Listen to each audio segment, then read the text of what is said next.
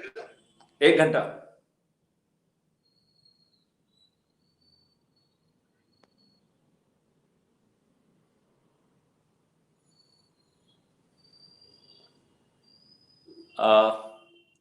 नमस्कार, मैं मैथिली शरण गुप्त,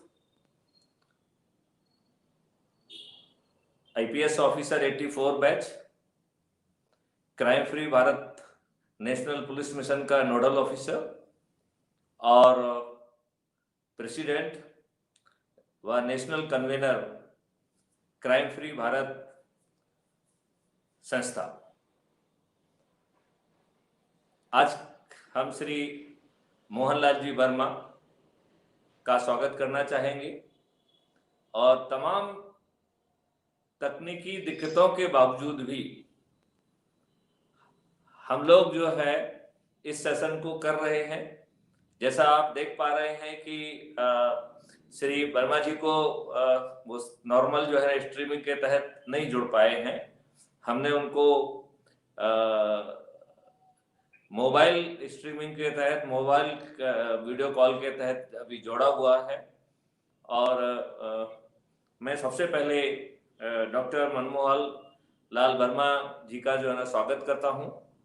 श्री वर्मा जी जो है 18 सितंबर 1950 में इनका जन्मदिन है। आपने एमए राजनीतिक शास्त्र किया है और आप बहुत ही जमीन से जुड़े हुए व्यक्ति हैं। मैं आपको बताना चाहूंगा कि श्री मोहनलाल जी वर्मा 1970 से 2000 तक श्रमिक क्षेत्र में औद्योगिक इकाई में अध्यक्ष या महामंत्री का दायित्व उन्होंने लगातार निर्वहन किया है, लगभग 30 साल के लिए। 1973 से 2000 तक लगभग 27 वर्ष आप जिला और प्रदेश स्तर पर आपने संगठन का भी दायित्व निभाया है। आपकी साहित्य क्षेत्र में आप प्रतिभा के धनी रहे हैं। आपने 1992 और 93 में मतदाता संघ पत्र, साप्ताहिक पत्र, समाचार पत्र है और गुर्जर राजस्थान मासिक पत्र का है, इन दोनों का आपने संपादन का कार्य किया है। 2008 से 2013 तक आपने देव ज्योति दर्शन मासिक पत्र का भी जो है संपादन का कार्य किया है। और 2011 से आज तक आप देव ज्योति दर्शन मासिक पत्रिका के जो है संपादक रहे हैं और 2011 से देव चेतना पाक्षिक समाचार पत्र है, उसके जो है आप संपादक रहे हैं।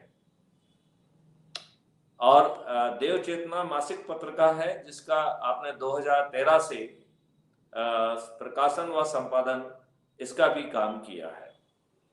आप समाज के क्षेत्र में भी लगातार अग्रणी रहे हैं।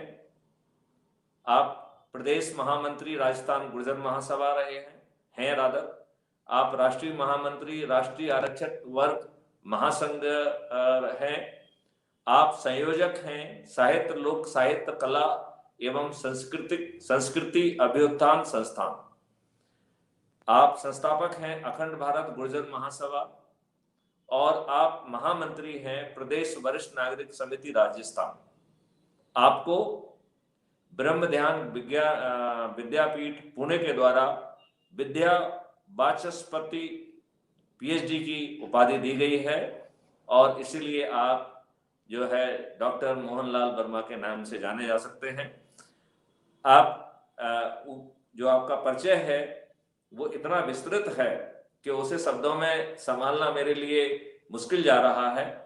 मैं आप जैसे व्यक्तित्व का स्वागत करता हूं क्राइम फ्री भारत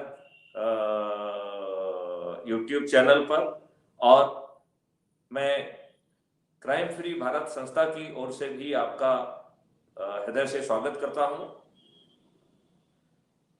आज के सेशन में ये पहला 1-to-1 सेशन है जो इस तरीके से किया जा रहा है और इस सेशन में हम आपके माध्यम से ये समझना चाहेंगे कि आपने क्राइम फ्री भारत को किस हद तक समझा है, आपको क्राइम फ्री भारत को लेकर क्या जिज्ञासाएं हैं, और इस क्राइम फ्री भारत जो है को एक हकीकत में कैसे कन्वर्ट किया जाए, इसके बारे में आपके क्या प्रश्न हैं, क्या सुझाव हैं, और ये चीजें हम आपके माध्यम से जन सामान्य तक पहुंचाना चाहते हैं।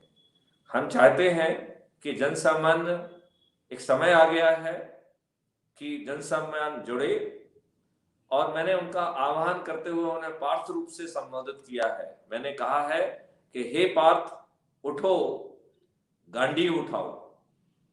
तो यदि हमें अपने देश को अपराध मुक्त बनाने के लिए यदि एक धर्म युद्ध भी करना पड़े तो हमें वो करना चाहिए। यदि हम ये धर्म युद्ध नहीं करेंगे तो जैसा गीता में श्री कृष्ण के लिए भगवान ने कहा है कि हे अर्जुन, हे पार्थ, लोग बाग तुमको धनुर्विद्या के जो है ना उसके रूप में याद नहीं करेंगे, वो तुमको याद करेंगे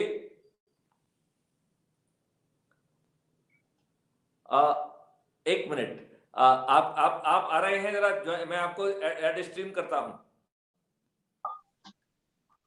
ग्रेट। तो चलिए देखिए, जब बहुत इच्छा होती है, एक मिनट, जब बहुत इच्छा होती है तो जरूर जो है समाधान निकलता है। तो तमाम जो है दिक्कतों के बावजूद भी समाधान सामने आया और हम जो है सामान्य प्रक्रिया के तहत जुड़ सके। ये अपने आप में हम लोग की इच्छा शक्ति को दर्शाता है, और एक बहुत ही एक कहना चाहिए कि एक अच्छा शुभ संकेत है। ओ गड़बड़। श्री मोहनलाल वर्मा का जो है फिर से कनेक्शन खत्म हो गया है। मुझे लगता है कि टेक्निकल चुनौती ये चल रही है, तो मुझे लगता है कि फिर से हमें कोशिश करना पड़ेगी। आगे ग्रेट। तो सर आपकी आवाज, माइक जो है श्री मोहनलाल वर्मा जी को सौंपता हूं। मोहनलाल जी, आप अपना माइक जरा ऑन कर लीजिए, देखिए आपका माइक ऑन है कि नहीं। आप और अब आगे जो है मैं श्री मोहनलाल वर्मा जी से अपेक्षा करता हूं, विनय करता हूं कि वो क्राइम फ्री भारत को किस रूप में समझ रहे हैं और वो किस तरीके से इसे और आगे बढ़ाना चाहेंगे, इसके बारे में आइए हम सब लोग श्री मोहनलाल जी वर्मा, डॉक्टर मोहनलाल जी वर्मा को सुनते हैं। और वो एक इतने ग्राउंडेड व्यक्ति हैं, उनकी सोच, उनकी समझ इस अभिनव प्रयोग को, इस महा जो है अभियान को जन सामान्य तक पहुंचाने में और उसके लिए हकीकत बनाने में जरूर मदद करेगी। और इसलिए इसका और भी ज्यादा महत्व है, क्योंकि ना केवल ये अपराध मुक्त करेगी, बल्कि जो इसका वो है, कहना चाहिए कि आई वुड लाइक टू से कि जो पर कैपिटा इनकम आदमी की है, चूंकि 5 रेवेन्यू स्ट्रीम उसमें आ रही हैं, तो मैं ऐसी अपेक्षा करता हूं कि 5 रेवेन्यू स्ट्रीम के कारण पर कैपिटा इनकम 3 गुना या उससे अधिक भी बढ़ सकती है। और यदि ऐसा होता है तो डिस्पोजेबल इनकम बढ़ेगी, और डिस्पोजेबल इनकम के साथ साथ जो है हमारा कंजम्पशन बढ़ेगा, प्रोडक्शन बढ़ेगा, और प्रोडक्शन रिलेटेड एम्प्लॉयमेंट बढ़ेगा। तो जो अभी कोरोना के कारण अनएम्प्लॉयमेंट की प्रॉब्लम है, उसको भी हम काफी हद तक सॉल्व कर पाएंगे। हम क्राइम फ्री भारत के साथ साथ 10 और जो है भारत पे काम कर रहे हैं, जिसमें कुछ जो महत्वपूर्ण है मैं उनका सिर्फ नाम ले देता हूं। Job and services rich Bharat, तो इसमें ऐसी बहुत सारी चीजों की परिकल्पना की गई है जिससे कि हमारे हर हाथ को जॉब मिलेगा, उसे जॉब की प्रॉब्लम नहीं होगी। और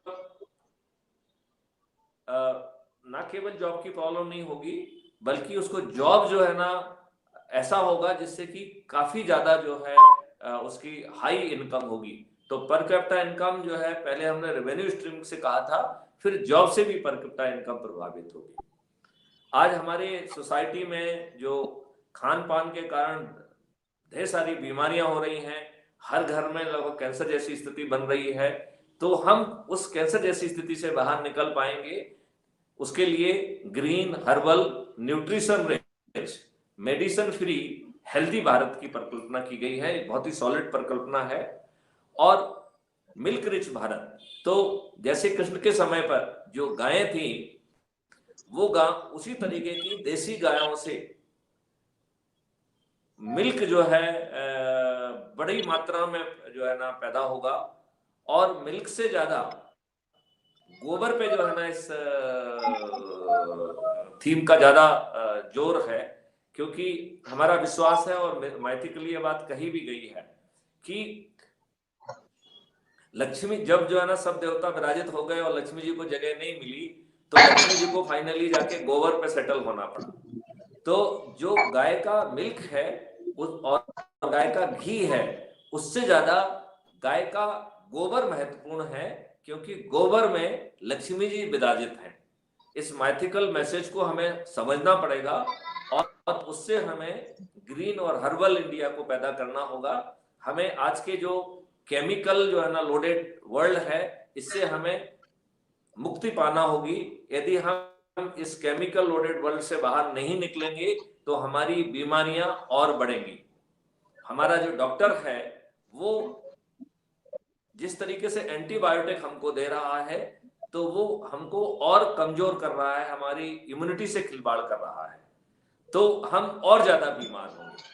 तो अभी इसको ज्यादा ना कह के हम अभी इतना ही कहते हैं कि क्राइम फ्री भारत के साथ साथ जो और परिकल्पनाएं हैं, उन सबके क्रियान्वयन से इस देश का फेस और फेट ये दोनों बदल जाएंगे। तो मैं माननीय डॉक्टर मोहनलाल जी वर्मा से निवेदन करता हूं कि कृपया वो बताएं कि उन्होंने क्राइम फ्री भारत का क्या स्वरूप समझा है और कैसे जो है ना इसे आगे ले जाया जाए, और कैसे जो है इसे कल की हकीकत में कन्वर्ट किया जाए। ये कोई एक स्वप्न नहीं है, ये हकीकत है, टेक्नोलॉजी ड्रिवन है, लॉ ड्रिवन है, कॉन्स्टिट्यूशन ड्रिवन है, और एक बहुत ही पावरफुल सिस्टम है। तो मैं उनकी जो जिज्ञासाएं होंगी उनको भी एड्रेस करना चाहूंगा, उनको सुनना चाहूंगा, और उनके माध्यम से ये बात मैं जन जन तक पहुंचाना चाहूंगा, क्योंकि वो एक जनता के प्रतिनिधि हैं, जनता से जुड़े हुए हैं, और उनके जुड़ने से जो है। आदरणीय मैथिली जी, आज करने के लिए बैठे हैं इस विषय के ऊपर। उनको आ रही है आवाज सर? और हाँ हाँ बिल्कुल आ रही है, आप कृपया शुरू करें। हाँ मैथिली जी, आप जिस विषय के ऊपर आज आप और मैं 1-to-1 चर्चा करने जा रहे हैं, इस विषय के ऊपर पूर्व में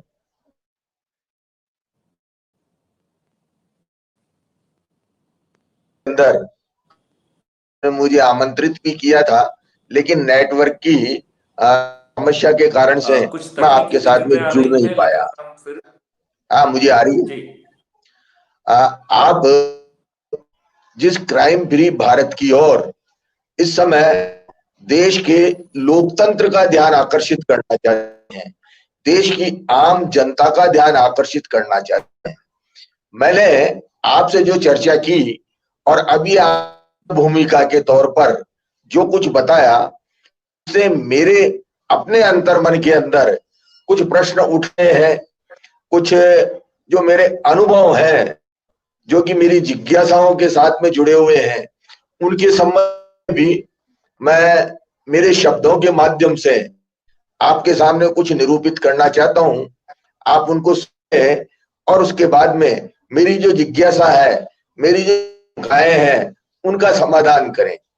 आपकी जो संकल्पना है क्राइम फ्री भारत की, यानी कि अपराध मुक्त राष्ट्र की, आपकी जो कल्पना है, इस कल्पना को रूप देने के लिए बहुत और जो हमारे यहाँ राज्य व्यवस्था है, उस व्यवस्था का जो सिस्टम है, उसके पूर्ण सहयोग की आवश्यकता है। जनता को हम जागरूक कर लेंगे, सारे सामाजिक संगठन आने वाले समय में, मैं समझता हूं कि आपकी जो संकल्पना है और इस संकल्पना के माध्यम से केवल मात्र अपराध मुक्त समाज का निर्माण ही नहीं, अपराध मुक्त राष्ट्र की जो आप बात कर रहे हैं, वो एक बड़ी बात है। आज जिस भूमंडलीकरण के युग में हम रह रहे हैं, आज की जो उदारवादी व्यवस्था है, उस उदारवादी व्यवस्था के कारण से आर्थिक जगत के अंदर जो विसंगतियां उत्पन्न हो गई है। उदाहरण के तौर पे अभी पूरी दुनिया कोरोना महामारी से लड़ रही है।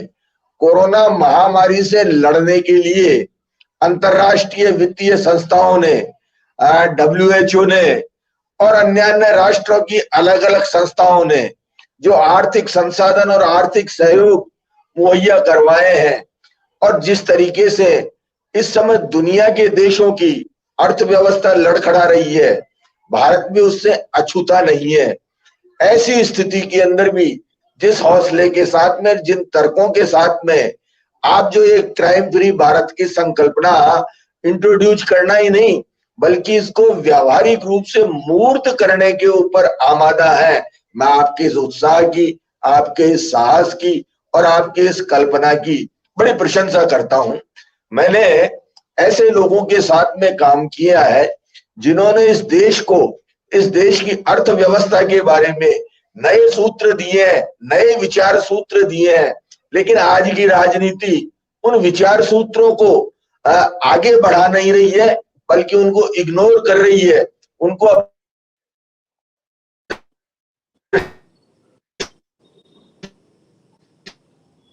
से ओझल करती जा रही है। आहारवादी व्यवस्था को जी रहे हैं और उसके दुष्परिणामों को हम भोग रहे हैं। इस देश का लोकतंत्र भोग रहा है। इस देश के अंदर जो व्यक्ति अंतिम सीढ़ी के ऊपर खड़ा हुआ है वो भोग रहा है। आदरणीय प्रधानमंत्री जी ने आत्मनिर्भर भारत की लॉकडाउन के दौरान जब उन्होंने राष्ट्र को संबोधित किया था, तो आत्मनिर्भर भारत की संकल्पना प्रस्तुत की थी। हमारे देश के अंदर तकनीक के क्षेत्र में व्यक्ति को दक्ष करने की बात लंबे समय से की जा रही है, लेकिन जो अनुभव बताता है वो ये बताता है कि 70 साल की आजादी के अंदर हम भारत के अंतिम व्यक्ति को अभी साक्षर भी नहीं कर पाए। अब आप जिस अपराध मुक्त भारत की बात करते हैं, मैं अपराध के ऊपर आता हूं। आज दुनिया के अंदर अपराध है, उसकी कोई सर्वसम्मत परिभाषा के सामने नहीं है। जिस प्रकार से रोग के लक्षणों को तो जानते हैं कि बुखार है, खांसी, जुकाम है, लेकिन यथार्थ में रोग है क्या, उस आज तक कहीं दुनिया के किसी इतिहास में, किसी साहित्य में उल्लेख नहीं है। हाँ, मनोविज्ञान थोड़ा जरूर मन को रोग का मूल बताता है कि रोग का मूल मन है, मन के कारण से ये शारीरिक रोग के आते हैं। ठीक इसी प्रकार से जो अपराध है समाज के अंदर और व्यक्ति जीवन के अंदर, राष्ट्र के अंदर और वैश्विक स्तर के ऊपर जो अपराध होते हैं, आज के गठित ही नहीं होते हैं, साभी प्राय भी प्रायोजित अपराध किए जाते हैं। उन प्रति मैं समझता हूं कि पुलिस डिपार्टमेंट काफी सतर्क है। पुलिस डिपार्टमेंट के पास में जो संसाधन है, संसाधनों से ज्यादा कहीं संसाधन है, यह अनुभव बताता है कि अपराधियों के पास में है। जैसा कि हम रोजाना मीडिया में, समाचार पत्रों में, इलेक्ट्रॉनिक मीडिया में, जनसंचार के साधनों में देखते हैं, उससे देश के आवाम के सामने ये संदेश आता है कि हमारे यहाँ संगठित अपराध करने वाले लोग बहुत ज्यादा मजबूती के साथ में अपराध करने के ऊपर आमादा है, और उनको रोक पाने में हमारे देश का सिस्टम फेल हो गया, क्या नाम से फेल होने की स्थिति में पहुंचने के कगार पे है आज जो अपराध समाज के अंदर दिखाई दे रही है। आपसे मेरी जो चर्चा हुई थी उसमें आपने विभिन्न एप्स के माध्यम से, चाहे वो किसी शहर की छोटी सी कॉलोनी हो, किसी गांव का हिस्सा हो, गांव का थाना हो, पुलिस चौकी हो, इन सारी बातों को मेरे सामने आपने चर्चा में रेखांकित किया है कि उनके माध्यम से आप कोई ऐसा सिस्टम डेवलप करने की संकल्पना अपने आप में लेके चल रहे हैं जिसको मूर्त रूप देने के लिए आप प्रयासरत हैं। उसके लिए आपको सरकार के सिस्टम और जनता के जागरण की सबसे ज्यादा आवश्यकता है।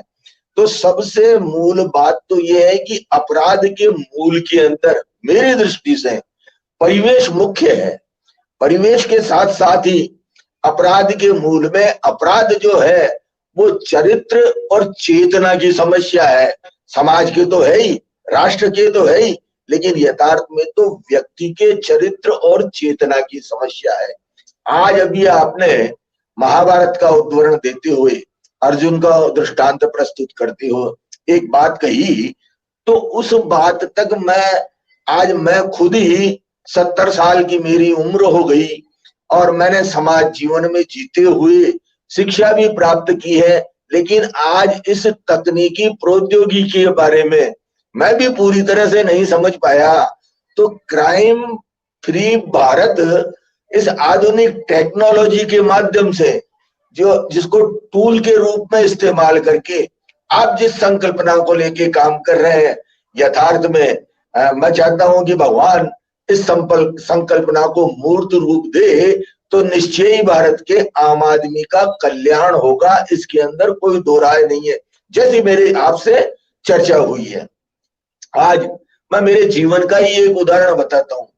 भारतीय मजदूर संघ के संस्थापक दत्तोपंत ठेंगड़ी महाराष्ट्र से आते थे, आरएसएस के प्रचारक थे और बहुत बड़े सामाजिक, राजनीतिक, श्रमिक क्षेत्र में, आध्यात्मिक क्षेत्र में, दार्शनिक क्षेत्र में सब जगह उनकी पकड़ थी। उन्होंने भारतीय मजदूर संघ की स्थापना के बाद में एक सूत्र दिया था कि देश के अंदर प्रत्येक व्यक्ति की आय के अंदर 1:10 का अनुपात होना चाहिए। वो सूत्र भारतीय मजदूर संघ लंबे समय से उस सूत्र के ऊपर चर्चा करता रहा। भारत के राष्ट्रपति वीवी गिरी को जो डिमांड चार्टर भारतीय मजदूर संघ ने प्रस्तुत किया था, उस डिमांड चार्टर के अंदर भी इसका उल्लेख था। इसके अतिरिक्त भारतीय मजदूर संघ ने एक संकल्पना पूरे देश के, दुनिया के मजदूर जगत के सामने रखी थी, उद्योगों का, राष्ट्र का औद्योगिकरण, उद्योगों का श्रमिकीकरण और श्रमिकों का राष्ट्रीयकरण। ये संकल्पना ठीक उसी प्रकार से जिस प्रकार से आपके अपराध मुक्त भारत की संकल्पना है। इस संकल्पना को मैं मेरा व्यक्तिगत अनुभव बताता हूं कि हमने जयपुर मेटल इंडस्ट्री के अंदर मैनेजमेंट से एक समझौता करके 1984 के अंदर इस संकल्पना के अनुरूप उस कारखाने के अंदर हमने प्रोडक्शन लिंक्ड वेज एक्सेप्ट किया, हमने हमारा डीए डेफर किया, हमने हमारा वीडीए डेफर किया, हमने हमारा बोनस डेफर किया। लेकिन इसके साथ में हमने एक समझौता किया था कि जिस रोज ये उद्योग मुनाफे के अंदर आ जाएगा, उस रोज हम इस कारखाने के मुनाफे के अंदर 20% की इक्विटी भागीदारी मजदूरों की चाहेंगे। वो समझौता राजस्थान के एक आईएएस अधिकारी, उस समय हमारी फैक्ट्री के अंदर मैनेजिंग डायरेक्टर हुआ करते थे, उन्होंने ये समझौता किया। हमने उस समझौते को इम्प्लीमेंट किया। मजदूरों ने दिन दूने उत्साह के साथ में काम किया। मजदूर जितना कम काम करता था उसका उतना वेतन कट जाता था, जितना ज्यादा काम करता था उसको वेतन मिल जाता था। कारखाने में जो प्रॉफिट आता था उस प्रॉफिट के अंदर 20% की इक्विटी भागीदारी मजदूर को मिलती थी। नतीजा ये हुआ कि 4 साल के अंदर उस कारखाने के अंदर 59% इक्विटी भागीदारी श्रमिकों की और मजदूरों की हो गई। लेकिन चूंकि मजदूर भागीदारी का मतलब नहीं समझता था, मजदूर मैनेजमेंट का मतलब नहीं समझता था, हम मजदूर को शिक्षित और संस्कारित करने के अंदर, फैक्ट्री का मालिक बनने की योग्यता अर्जित करने के अंदर हम श्रम संगठन असफल रहे, इस बात को मैं स्वीकारता हूं, लेकिन हम असफल क्यों रहे? मैनेजमेंट की वजह से। गवर्नमेंट के जो आईएएस अधिकारी थे वो नहीं चाहते थे कि इस देश के अंदर ये कंसेप्ट सफल हो, तो उन्होंने कंपनी का जो मेमोरेंडम था, आर्टिकल ऑफ एसोसिएशन थी, उसमें अमेंडमेंट किया और अमेंडमेंट करके ये कर दिया कि इसके जो डायरेक्टर होंगे, इसके जो चेयरमैन मैनेजिंग डायरेक्टर होंगे, वो हमेशा गवर्नमेंट नॉमिनी होंगे, और जो डायरेक्टर होंगे उनकी संख्या, जो फाइनेंशियल इंस्टीट्यूशन के गवर्नमेंट के होंगे, उनकी संख्या मजदूरों के डायरेक्टरों से ज्यादा होगी, कम नहीं होगी। नतीजा ये हुआ कि बोर्ड की मीटिंगों के अंदर बहुमत नहीं होने के कारण से हम मजदूरों के हित में फैसले नहीं करवा पाए। जब बॉम्बे की कमानी मेटल्स एंड एलॉयज फैक्ट्री बंद होने जा रही थी, उस समय हमारे समझौते के आधार के ऊपर कमानी मेटल्स और एंड एलॉयज को दोबारा से रिवाइवल किया गया। कलकत्ता की जूट मिल को इसी आधार के ऊपर रिवाइवल किया गया। राजस्थान के अंदर मेवाड़ टेक्सटाइल और अन्य कई फैक्ट्रियों में ये मांग उठने लगी कि जयपुर मेटल्स के पैटर्न के ऊपर हमारी बंद फैक्ट्रियों को चालू किया जाए। तो सरकार के आईएएस अधिकारियों ने नीति बनाई कि न रहेगा बांस और न बजेगी बांसुरी। और इस जयपुर मेटल्स की जो कैश लिक्विडिटी थी, उस कैश लिक्विडिटी को अनप्रोडक्टिव एक्टिविटीज के ऊपर खर्च कर दिया। तो परिणाम ये हुआ कि ऑर्डर होते हुए रॉ मटेरियल नहीं होने की वजह से ये कारखाना बंद हुआ। और आज 1998 से 2020 आ गया, विभिन्न न्यायालयों में विभिन्न सरकारें आ गई और चली गई, सबसे हम कोशिश करते रहे, लेकिन आज तक इस कारखाने का निपटारा नहीं हो पाया है।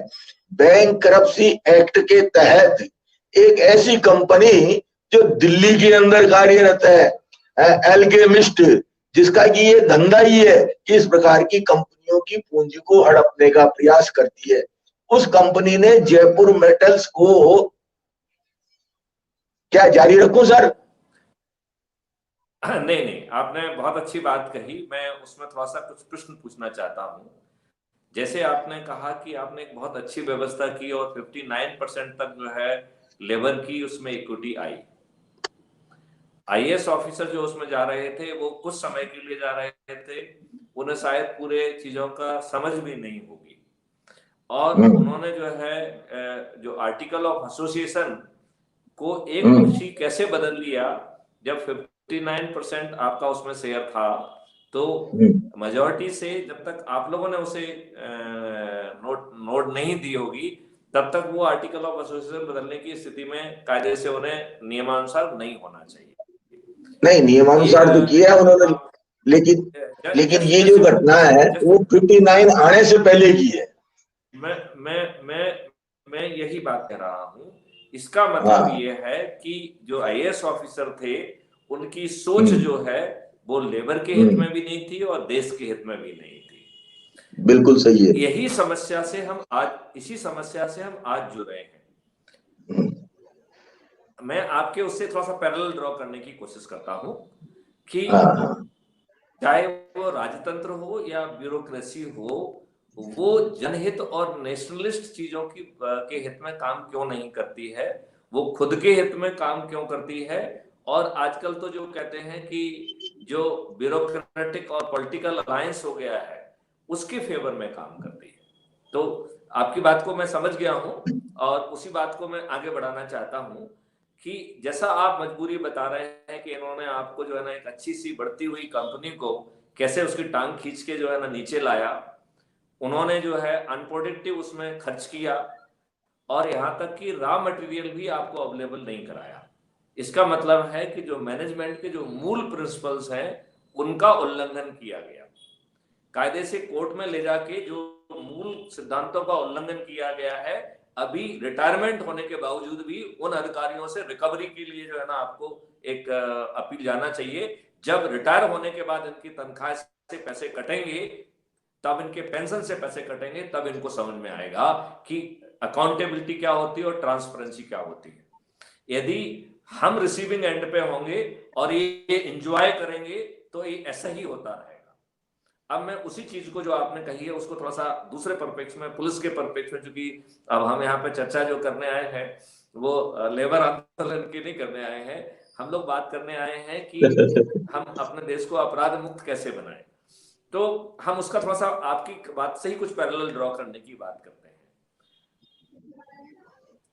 जैसा कि आपको मालूम है, पुलिस एक्ट जो है 1861 में लाया गया, और जो पुलिस एक्ट लाया गया वो उस समय जो म्यूटनी हुई थी, जो सो कॉल्ड म्यूटनी, और हम जिसको फर्स्ट वॉर ऑफ इंडिपेंडेंस कहते हैं, उसको क्रश करने के लिए ये एक्ट लाया गया था। जो एक्ट डेमोक्रेसी को क्रश करने के लिए, हमारे आंदोलन को क्रश करने के लिए लाया गया था, स्वतंत्रता प्राप्ति होने के इतने सालों तक हम उसी एक्ट से अपनी पुलिसिंग को क्यों गवर्न कर रहे हैं?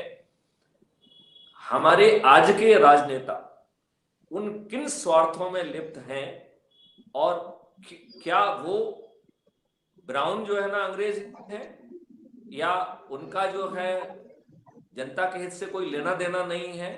तो फिर समय आ गया है कि जैसे हमने उस समय संघर्ष किया था सफेद चमड़ी वालों को जो है ना बाहर करने का, अब इन ब्राउन चमड़ी वाले नेताओं को बाहर करने के लिए भी हमको फिर एक जनसंघर्ष करना ही पड़ेगा। ये बड़ा विडंबना का विषय है कि इन्होंने राजनीति को इतना घृणित कर दिया है कि आज 43% आपके जो पार्लियामेंट्रियन हैं उनके क्रिमिनल रिकॉर्ड हैं। मेरे ख्याल से क्योंकि आप इस विषय से बहुत बारीकी से जुड़े हुए हैं, इसलिए जरूर आप उसको देख भी रहे होंगे, सुन भी रहे होंगे। इसमें एक PIL भी लगाई गई है, और वो PIL सुप्रीम कोर्ट ने उसको निर्धारित भी कर दिया है, और उन्होंने जजमेंट दिया है कि साहब ये हमारे क्षेत्र के बाहर आता है। हालांकि मेरा मानना है कि सुप्रीम कोर्ट ने गलत जजमेंट दिया है। आर्टिकल 142 के तहत ये उनकी जिम्मेवारी थी कि वो जो है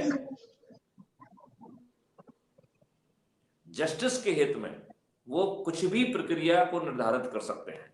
तो चूंकि इस देश में जब एक चपरासी की नौकरी के लिए अच्छे चरित्र का होने का जरूरी है, तो जो इस देश के भाग्यविधाता बनने वाले हैं वो मर्डरर कैसे हो सकते हैं, वो रेपिस्ट कैसे हो सकते हैं?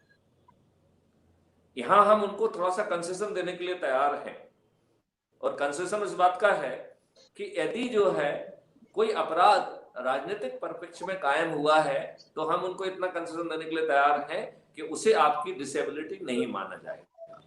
लेकिन जो शुद्ध जो है हत्या के मामले हैं, अटेम्प्ट टू हत्या के मामले हैं, रेप के मामले हैं, भय दिखाने के मामले हैं, वसूली के मामले हैं, भ्रष्टाचार के मामले हैं, स्कैम के मामले हैं, उसमें जो है आपको एग्जम्पशन क्यों मिलना चाहिए?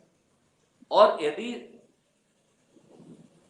इलेक्शन कमीशन के कहने के बावजूद भी, सुप्रीम कोर्ट के कहने के बावजूद भी ये राजनेता सही नियम बनाने के लिए तैयार नहीं है, इसका मतलब है ये राजनेता जनता के हित में काम नहीं कर रहे हैं। और मेरे ख्याल से पब्लिक को भी इस बारे में थोड़ा सा कम ही भ्रम है। उन्हें मालूम है कि ये राजनेता अपने उसके लिए काम कर रहे हैं। यही कारण है कि एक नेता चुनाव होने के 5 साल बाद ही उसका जो है ना पूरी हर चीज बदल जाती है। स्कॉर्पियो आ जाती है, गाड़ियां आ जाती हैं, मालूम नहीं कहाँ के शेयर आ जाते हैं, क्या क्या हो जाता है।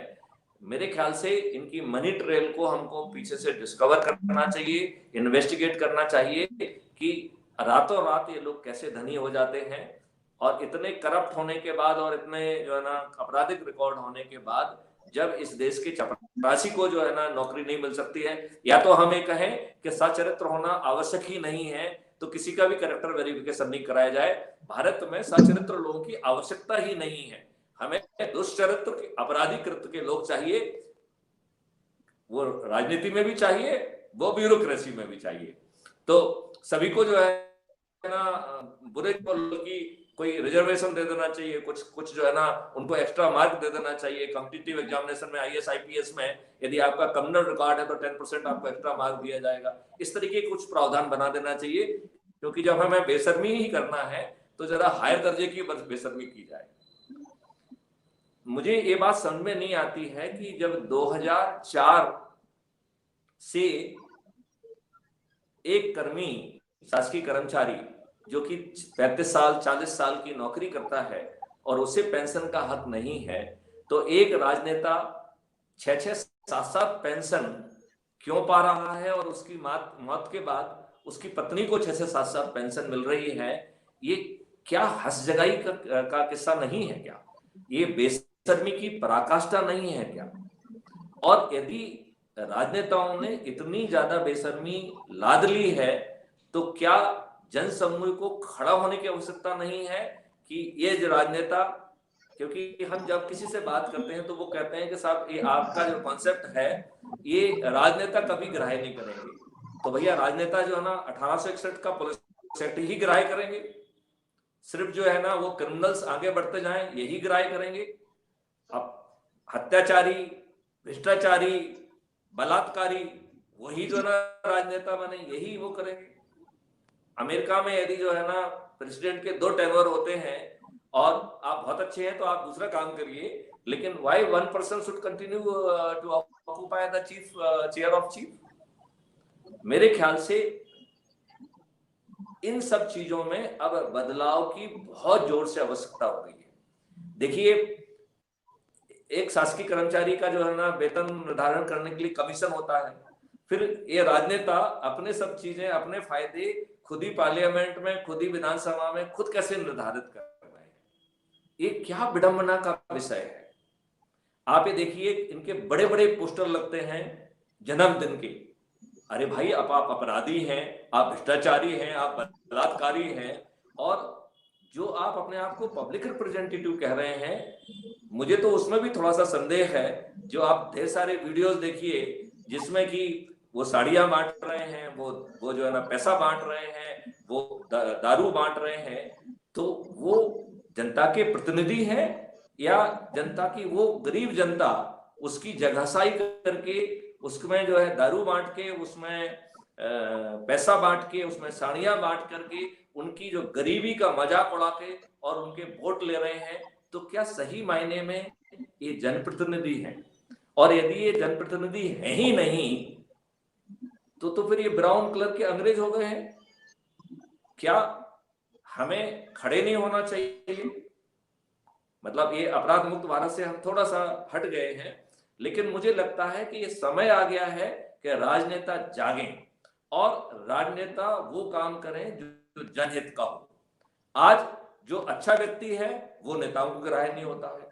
नेता जो है भ्रष्ट लोगों से ज्यादा प्रसन्न रहते हैं। तो ऐसे राजनेताओं से ही निजात क्यों ना पाई जाए? एक विषय बन रहा है कि हम एक स्वच्छ राजनीति कैसे लाएं, तभी शायद जो है अपराध मुक्त भारत हम कर पाएंगे। तो मेरा आपसे काउंटर सवाल है, जो आपने कहा उसी को मैंने दूसरे परिप्रेक्ष्य में, अपराध मुक्त भारत के परिप्रेक्ष्य में कहा है, और मेरे इस प्रश्न का मैं आपसे जवाब चाहूंगा कि हम अपनी राजनीति को, क्या समय नहीं आ गया है कि उसे हम ठीक करें? और चूंकि ये ठीक नहीं करेंगे तो इनसे कहा जाए कि आप इसको ठीक करोगे या नहीं करोगे। यदि नहीं करोगे तो क्यों ना आप कुर्सी खाली करो। Ultimately it's a democracy. तो मेरा आपके माध्यम से आह्वान है कि ये बात आप भी समझ रहे हैं और हम भी समझ रहे हैं कि इस दुष्चरित्र, भ्रष्टाचारी, अपराधी नेता इस देश के हित में कोई निर्णय नहीं लेंगे। तो इन भ्रष्टाचारी, करप्ट, व्यभिचारी, मर्डरर, रेपिस्ट, इन नेताओं से निजात पाने के लिए भी एक संघर्ष, एक जन आंदोलन खड़ा क्यों नहीं होना चाहिए? मेरे ख्याल से मैं अपील करता हूं कि हम अपराध मुक्त के साथ साथ राजनीति को भी शुद्धिकरण की दिशा में भी काम करेंगे। तो आज से हमने अपने एजेंडा में एक पॉइंट और जोड़ लिया है, अपराध मुक्त, सशक्त और अच्छी राजनीति के लिए भी हम प्रयास करेंगे। We will bring the system for that also. मैं आपके माध्यम से जो है लोगों से अपील करता हूं कि वो जो है अपराध मुक्त भारत उससे जुड़े और इस चीज को आगे बढ़ाएं। और मैंने जो अभी बात कही है इस विषय पर जो है मैं माननीय डॉक्टर मोहनलाल जी को सुनना चाहूंगा, क्योंकि उनका जो है जमीन से इतना ज्यादा जुड़ाव रहा है। तो मैंने जो अभी कमेंट किया है मैं चाहूंगा कि उस पर आप वो टिप दें, वो अपना कमेंट उस पर दें और उसमें वो मार्गदर्शन दें कि इसे कैसे जो है वो किया जाए। और यदि जो है अपराध मुक्त भारत बिना राजनीतिक शुद्धिकरण के लिए संभव नहीं है, तो राजनीतिक शुद्धिकरण कैसे लाया जाए, उसको फर्स्ट स्टेज बना दिया जाए और अपराध मुक्त भारत सेकंड स्टेज बना दिया जाए। और अपराध मुक्त भारत के जो 3 चरण हैं, जिसमें कि टेक्नोलॉजी है, जिसको चंगन यूनिवर्सिटीज के माध्यम से काफी हद तक हमने ऑलरेडी डेवलप कर लिया है। देन जो दूसरा चरण है जिसमें कि लेजिस्लेटिव फ्रेमवर्क है, तो हमने लेजिस्लेटिव फ्रेमवर्क भी बना लिया है। अभी हम प्रोटोकॉल डेवलप कर रहे हैं कि सीआरपीसी, आईपीसी और उसमें क्या क्या संशोधन किया जाए जिससे कि इसको जो है हम अमली जामा पहना पाए। और फाइनली जो है हम जो है अपना जो है गांधी जी का जो मॉडल है उसके सहारे हम कैसे राजनीतिक शुद्धिकरण करें, क्योंकि यदि वर्तमान विशुद्ध अशुद्ध भ्रष्टाचारी राजनीति में यदि कुछ अच्छी चीज संभव नहीं है, तो एक आंदोलन जो है इस भ्रष्ट राजनीति को उखाड़ने के लिए किया जाए। जरूरत है कि एक नई चीज जो है ना पैदा की जाए जो इस भ्रष्ट राजनीति को ही जड़ से उखाड़ सके। मैं इस बारे में माननीय डॉक्टर मोहनलाल वर्मा जी को सुनना चाहूंगा। आदरणीय मैथिली जी, मैंने आपके विचारों को सुना। आपका जो दर्द है और जो अनुभव है उसको आपने अपने शब्दों के माध्यम से अंकित किया है। यथार्थ में आज हमारे देश में हम उस स्थिति में पहुंच गए हैं कि अब मैं थोड़ा सा उदाहरण देता हूं कि हमारे संविधान के अंदर इतनी खामियां हैं, उन खामियों की तरफ कभी हमने देखा ही नहीं। इतने भी सांप्रदायिक उन्माद हमको इस देश में दिखाई दे रहे हैं, उसके मूल में हमारा संविधान है। आज आरक्षण के जातीय उन्माद जो हमारे देश में भड़क रहा है क्या नाम से, और मुझे तो लगता है कि इस देश के अंदर जब कोई महाभारत होगा, जो कि द्वापर में हुआ था, तो कलयुग में अगर कोई महाभारत होगा तो वो जातीयता के आधार के ऊपर और सांप्रदायिकता के आधार पर ही इस देश के अंदर महाभारत के बीज डाले जा चुके हैं। वो अंकुरित होने की दिशा में आगे बढ़ रहे हैं। 70 साल के अंदर मैं कहता हूं कि 80 के दौर तक राजनीति का चरित्र फिर बड़ा ठीक था, लेकिन 80 के बाद में आज 2020 तक राजनीति में कहीं चरित्र दिखाई ही नहीं देता है। राजनीति में कहीं दिखाई देता है तो केवल मात्र एक ही चीज दिखाई देती है कि जो सत्ता में आ गया वो येन के प्रकार अपनी सत्ता को बनाए रखना चाहता है, उसको भलाई से किसी भी स्थिति तक जाना पड़े। आज मैं छोटे से 2 उदाहरण दे रहा हूं आपको। इस देश के अंदर संविधान की समीक्षा के लिए समीक्षा आयोग बना, समीक्षा आयोग ने अपनी रिपोर्ट दे दी, लेकिन आज वो रिपोर्ट पार्लियामेंट के अंदर रद्दी की टोकरियों के अंदर पड़ी है।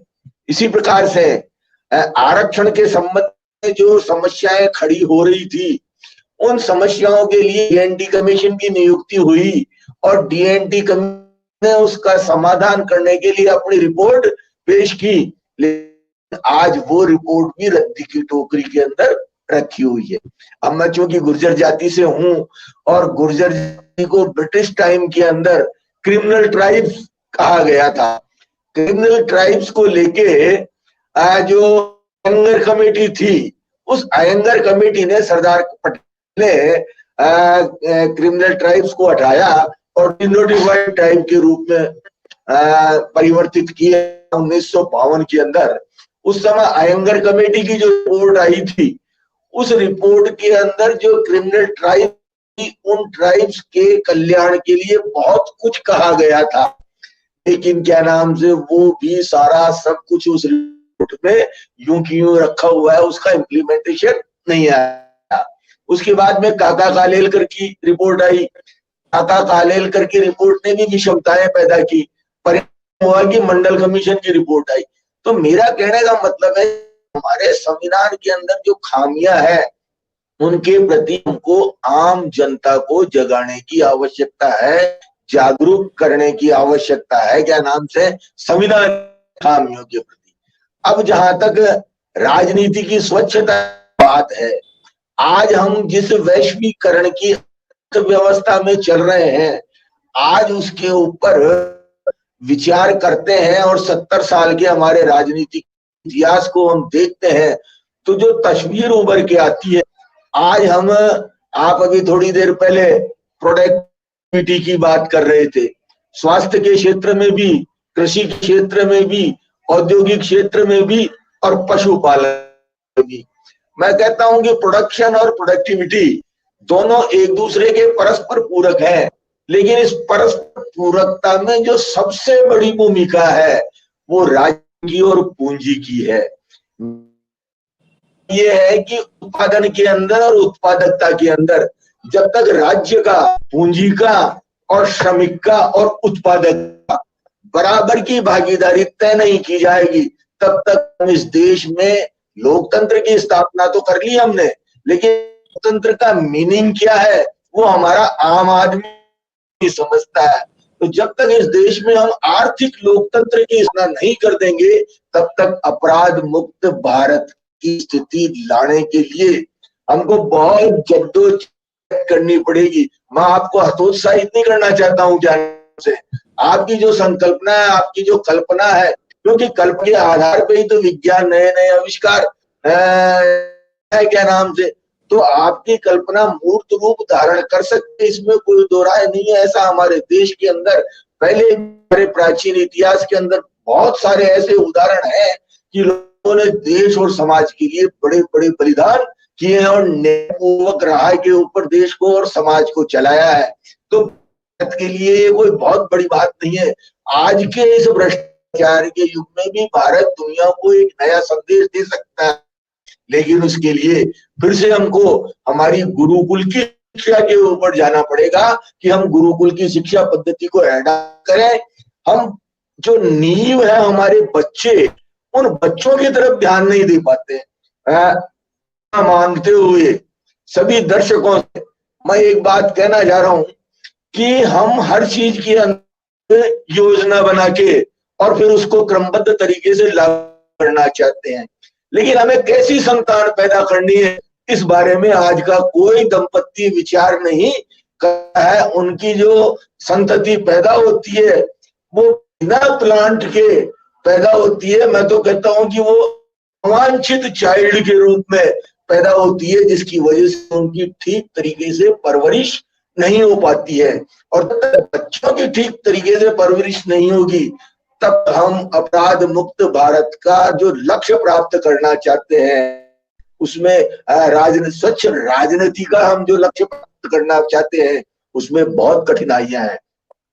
हमको सबसे पहले हमारा देश हजारों वर्ष से, जब ये मुस्लिम आक्रांताओं के या विदेशी आक्रांताओं के आक्रमण हमारे देश में होने लगे थे, उस समय से हम देश के अंदर अच्छी मां बनाना बंद कर दिया कि अच्छी मां किस तरीके से पैदा हो जिससे कि अच्छी संतति इस देश के लिए निर्माण हो सके। हमारे यहाँ एक नहीं अनेक उदाहरण है जिनमें माओ ने जैसा चाहा है वह संतति पैदा की है। हमारे प्राचीन इतिहास में एक नहीं उदाहरण है। इस समय इस विषय को मैं ज्यादा टच नहीं करना चाहता हूं, लेकिन आवश्यकता इस बात की है कि जब तक हम चरित्र और चेतना की समस्या के अंदर जो मूल समस्या है वो बीज की है, जब तक हम बीज को शुद्ध नहीं करेंगे तब तक हमको जो फल प्राप्त होंगे वो कड़वे ही प्राप्त होंगे।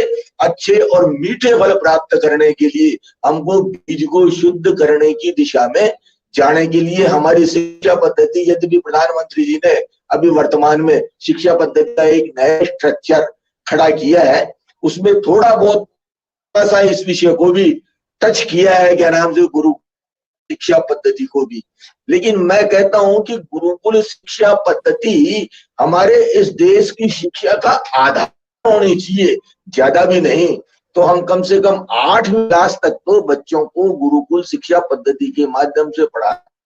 आज मैं अनुभव करता हूं, हम से पूछते हैं तो माँ बाप ये तो कहते हैं कि मेरा बेटा इंजीनियर, मेरा बेटा डॉक्टर बने, मेरा बेटा जज बने, मेरा बेटा लॉयर बने, मेरा बेटा राजनेता बने। ये कोई नहीं कहता है कि मेरा बेटा एक अच्छा मनुष्य बने। तो जब तक हम मनुष्य बनाने की दिशा में काम नहीं करेंगे, जब तक हम व्यक्तित्व का निर्माण करने की, व्यक्तित्व का विकास करने की दिशा में काम नहीं करेंगे, तब तक अपराध मुक्त भारत करना असंभव तो नहीं लेकिन कठिन है। और मैं समझता हूं कि ये जो आपकी आदरणीय मैथिली जी की जो अपराध मुक्त भारत की एक संकल्पना है, इसी के अंदर से हमको सही माने में रास्ता मिलेगा और हम आगे हमारे लक्ष्य पे और हमारे मंजिल पे पहुंचेंगे। क्योंकि आज दुनिया की जो आर्थिक स्थिति है, आज हमारे देश की जो स्थिति है, प्रधानमंत्री नरेंद्र मोदी जी बात तो कर रहे हैं कि वो आत्मनिर्भर राष्ट्र का निर्माण करेंगे, लेकिन जब तक हम ग्रामीण अर्थव्यवस्था के अंतर्गत आत्मनिर्भर प्रगतिशील ग्राम नहीं बनाएंगे, तब तक देश आत्मनिर्भर नहीं हो सकता है। उस दिशा में हमको पहले सोचने की आवश्यकता है। आज 70 साल के अंदर हम हमारे इस देश की मैन पावर का सही उपयोग नहीं कर पाए। तो हम जिस टेक्नोलॉजी के माध्यम से, जिस प्रौद्योगिकी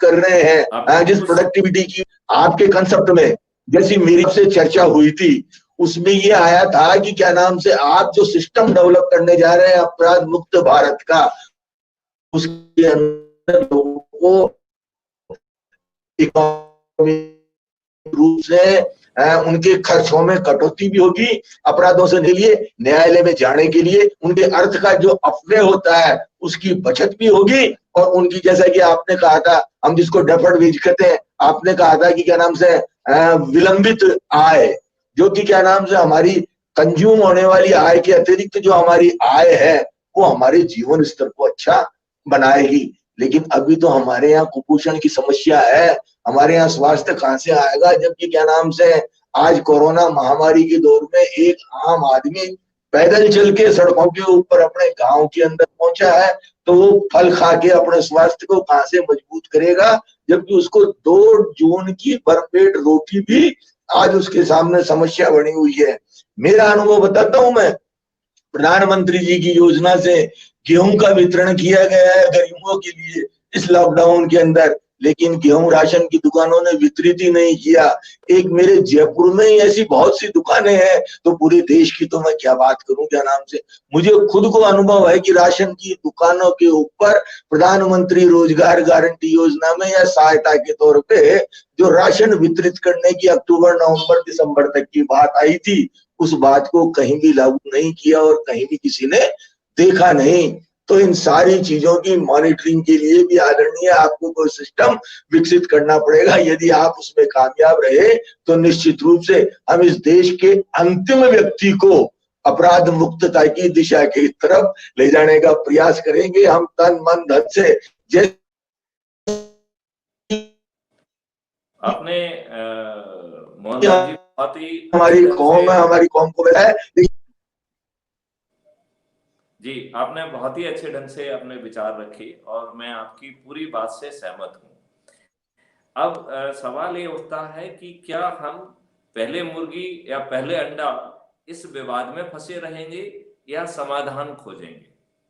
जो समस्याएं आप बता रहे हैं वो समस्याएं यथावत है, जो आप अपने अनुभव बता रहे हैं वो आपके अनुभव भी अपनी जगह पे सभी सही है, और बल्कि आपके जो नेगेटिव अनुभव हैं उससे जो है, जो कहते हैं ना कि दूध का जला छाछ को फूक फूक के पीता है, तो उस नेगेटिव अनुभव के कारण आपको जो बहुत अच्छी चीज भी लगती है उसे भी आदमी संदेह की दृष्टि से देखता है, उसे उसकी ग्राह्यता थोड़ी सी कम महसूस होती है, उसे लगता है कि भाई ये कैसे संभव है, ये तो नहीं संभव है। तो जो कहते हैं कि दूध का जला छाछ को फूक फूक के पीता है, ऐसी हमारी स्थिति बन गई है। हमें ऐसा विश्वास ही नहीं रह गया है कि हमारे नेता हमारे हित में निर्णय लेंगे, ठीक है ना। लेकिन आप एक चीज मानेंगे कि माननीय प्रधानमंत्री जी के द्वारा माननीय जो है गृह मंत्री के द्वारा ऐसे ढेर सारे निर्णय लिए गए जो मैं बहुत बारीकी से बात मानता हूं कि उससे बेहतर निर्णय नहीं हो सकते। ऐसे मैं गिनाना चाहूंगा उन निर्णयों को जो माननीय प्रधानमंत्री जी ने और माननीय अमित शाह जी ने लिए। पहला निर्णय 370 का, ठीक है ना, तो आर्टिकल 370 का हटाने से ज्यादा जो 3 यूटी में कन्वर्ट किया जो है ना उसको कन्वर्ट किया गया, जम्मू एंड कश्मीर को और लेह लद्दाख को 2 अलग अलग यूनियन टेरिटरी में कन्वर्ट किया गया। चूंकि मैं आईजी ऑपरेशंस कश्मीर रहा हूं और मैंने वहां पे टेक्नोलॉजी भी इजाद की है और वहां पे हमने बहुत जो है ना मिलिटेंसी से फाइट किया है और लंबे जो है 130 मिलिटेंट्स को सफाया करने में जो है ना I was responsible for that. तो मेरा ये बहुत जोर से मानना है कि हम आर्टिकल 370 के हटाने से कुछ हासिल नहीं कर पाते यदि हम यूटी नहीं बनाते। और ये मेरा बहुत जोर से मानना है कि अब यूनियन टेरिटरी बनने के बाद ये चाहे सिर के बल खड़े हो जाएं, कश्मीर के हालात दिन प्रतिदिन इंप्रूव होंगे, वहां पर जो है अमन चैन कायम होगा, वहां पर जो है रोजगार के अवसर ज्यादा आएंगे और वहां पे खुशहाली आएगी। कश्मीर की जो जनता है वो बहुत मीठी जनता है। कुछ लोगों ने वहां की जो संस्कृति है उसको डिस्टॉर्ट करके उसको जो है ना उन्होंने उसमें जो है ना ये जहर घोला है और ये जहर घोलने वाले वहां के राजनेता हैं। कल मैं माननीय प्रधानमंत्री जी को सुन रहा था, उन्होंने फारूक अब्दुल्ला और उनके पुत्र दोनों को ही इस बात के लिए जिम्मेवार ठहराया है, जो कि 200% करेक्ट है। अब मैं वहां से आगे बढ़ता हूं।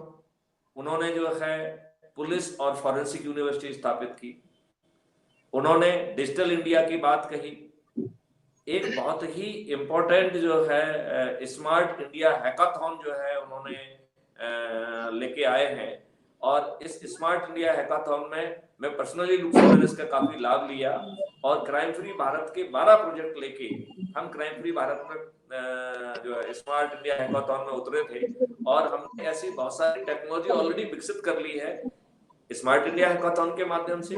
और जो चंबल यूनिवर्सिटी है जो हमारे साथ काम कर रही हैं उनके माध्यम से हमने ऐसी बहुत सारी चीजें डेवलप कर ली हैं कि जो हम कह रहे हैं वो अब कल्पना नहीं है, हम उनके ढेर सारे मॉडल हमने जनरेट कर लिए हैं। जैसे एज्यूम करिए बिना थाने जाए एफआईआर लीगली एक्सेप्टेबल एफआईआर लिखने का मॉडल ऑलरेडी रेडी हो गया है। 91 में कैसे जो है ना हम रिक्विजिशन करेंगे इसका मॉडल ऑलरेडी रेडी हो गया है।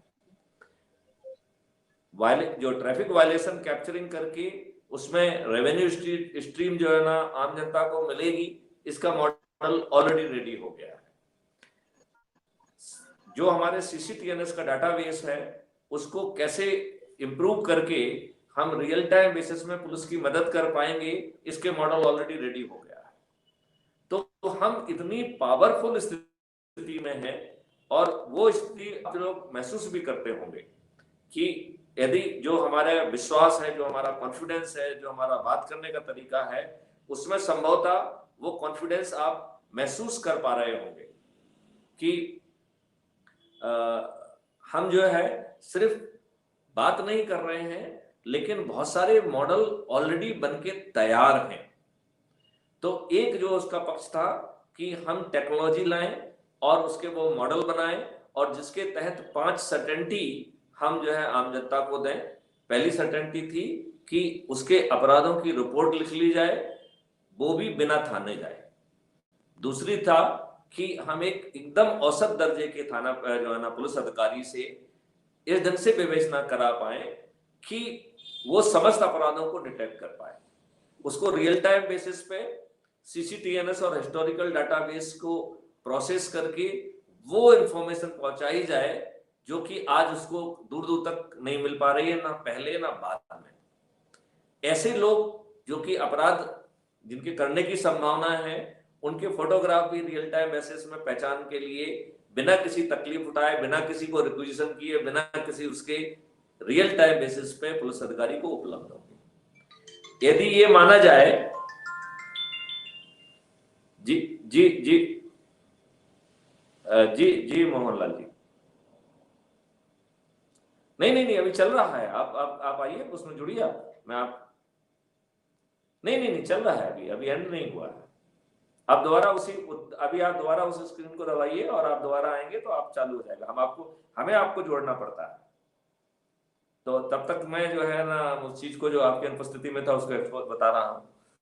तो अभी मोहनलाल जी टेलीफोन पे थे, उनको संभवतः ये दिख नहीं रहा है। मैंने उनसे आग्रह किया है कि वो जुड़े, और जैसे ही वो आते हैं तो हम उनको जोड़ेंगे। तब तक मैं समय लेता हूं आपको एक्सप्लेन करने का। तो हिस्टोरिकल डाटा से हम जो है बहुत ही स्टेट ऑफ आर्ट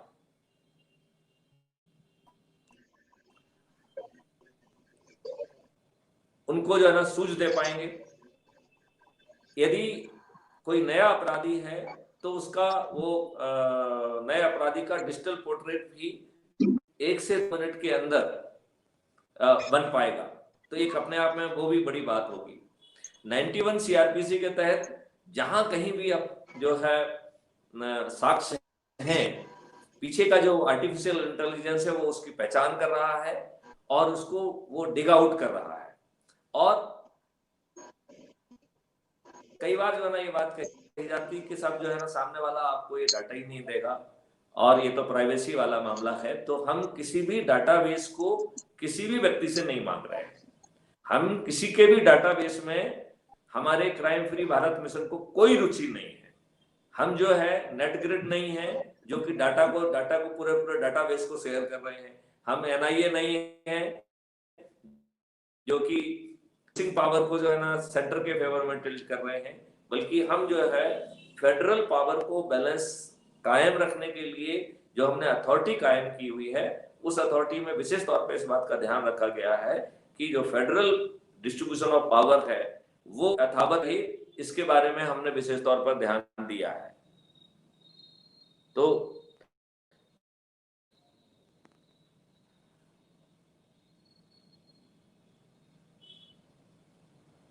तो जो लोग ऐसे हैं जो कि अपने आप को कानून के ऊपर मानते हैं और 91 का जो है ना जो आदेश है उसका पालन नहीं कर रहे हैं, तो 91 रेड विद 188 उनको, जो कि संज्ञेय अपराध भी है, उनको उस आदेश के वायलेशन के लिए विद सर्टेनिटी पनिश किया जाएगा। और यहां से ही राहत नहीं होगी। अभी जो वो तांडव करते हैं, आग लगा देते हैं और दूसरे ड्रामा करते हैं, वो ड्रामा भी संभव नहीं होंगे, क्योंकि समय रहते 93 और 94 सीआरपीसी के तहत जो है बाकायदा कोर्ट के वारंट के तहत सिस्टम के सुपरविजन में वो प्रेमिसेस का सर्च किया जाएगा। और चूंकि हमारी पुलिस तो हनुमान जैसी है, उसे तो संजीवनी और हिमालय पर्वत है, इसमें जो है समझ में नहीं आता है, तो वो सब चीज को उखाड़ के टेक्निकल टीम के सामने रखेंगे और टेक्निकल टीम आराम से को पहचानेगी, संजीवनी को पहचानेगी, साक्ष्य को पहचानेगी और उसको इन्वेस्टिगेशन लीड में भी करेगी। फिर जो है क्योंकि बहुत हैवी रेवेन्यू स्ट्रीम आ रही है, तो उस रेवेन्यू स्ट्रीम के कारण चारों तरफ जो है सीसीटीवीज के और आईओटी डिवाइसेस के नेटवर्क बनेंगे, और वो नेटवर्क आज की तुलना में 1 लाख गुना ज्यादा होंगे, 5 लाख गुना ज्यादा होंगे, 10 लाख गुना ज्यादा होंगे। क्यों? क्योंकि हर नोड अपने आप में एक ईएमआई का काम करेगी, एक मनी जनरेशन का काम करेगी। तो इसलिए जो है इसको सरकार को कोई पैसा खर्च नहीं करना पड़ेगा। There will be money spring through this IoT devices and सामने वाला ये कह सकता है कि साहब इससे तो privacy will be at stake. तो उस प्राइवेसी को स्टेक में ना करने के लिए, ना होने के लिए नेशनल अथॉरिटी को कंसीव किया गया है। तो raw data will be the part of that national authority, और उसमें ऐसा कानून बनाया गया है कि यदि नेशनल अथॉरिटी का भी कोई व्यक्ति है, वैसे तो उसके पास कोई डाटा पहुंचना नहीं है, लेकिन यदि किसी तरीके से चाहे मेंटेनेंस के या किसी इंसिडेंटली उनके नॉलेज में यदि कोई चीज आ जाती है और यदि वो उसको अल्टीरियर पर्पस के लिए यूज करते हैं, तो that will be very heinous offence, cognizable, non bailable with minimum punishment of 7 years।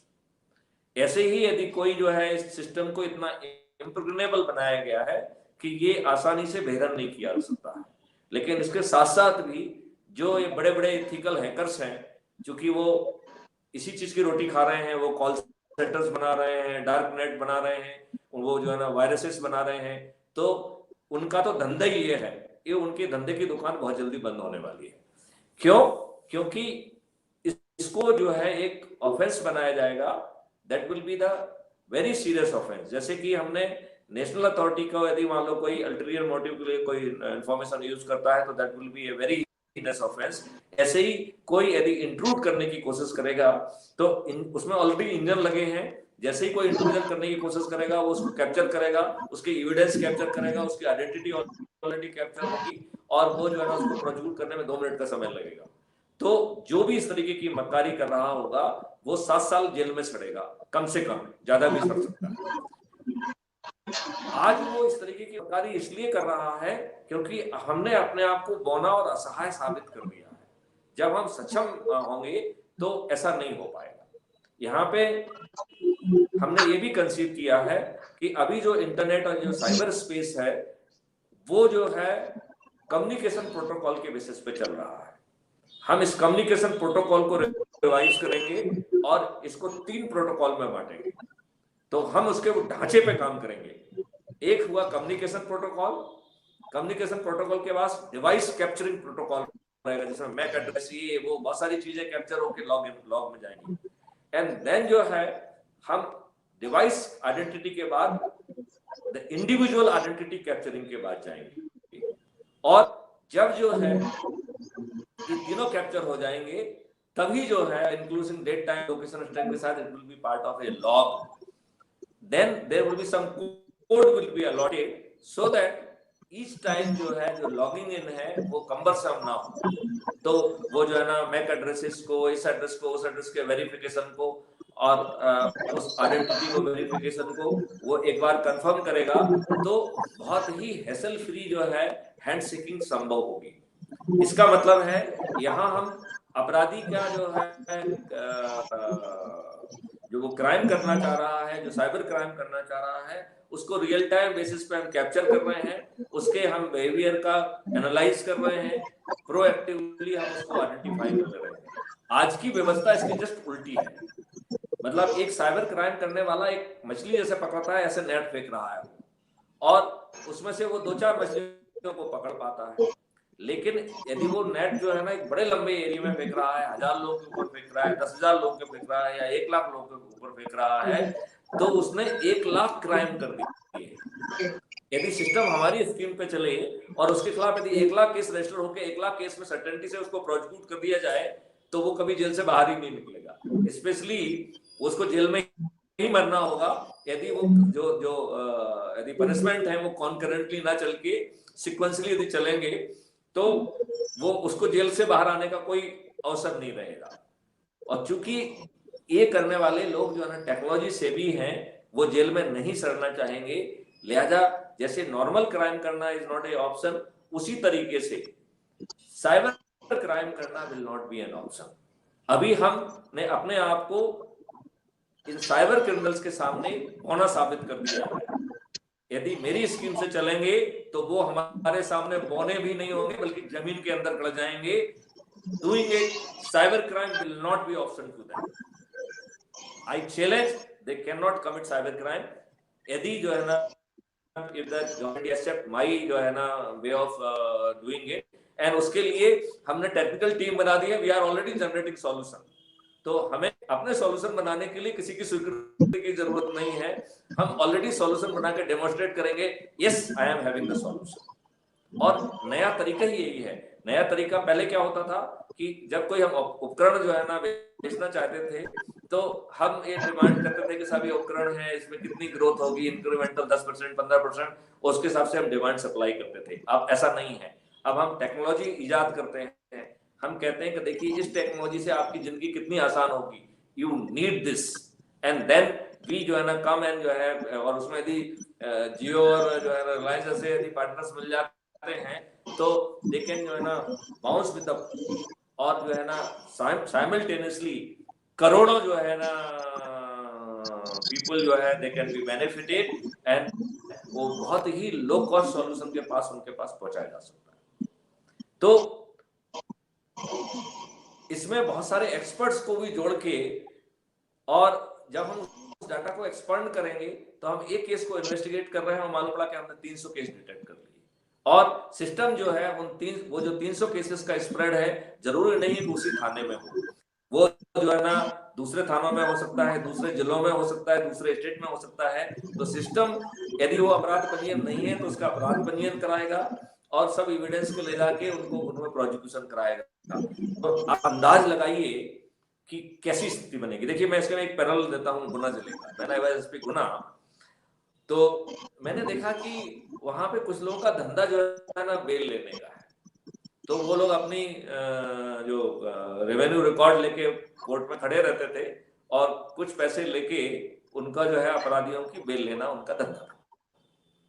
अब जब मुझे उनके इस आचरण का मालूम पड़ा तो हमने पिछले 10 साल में कितने लोगों ने जो है ना 2 से ज्यादा बेल ली, उनका रजिस्टर बनाया।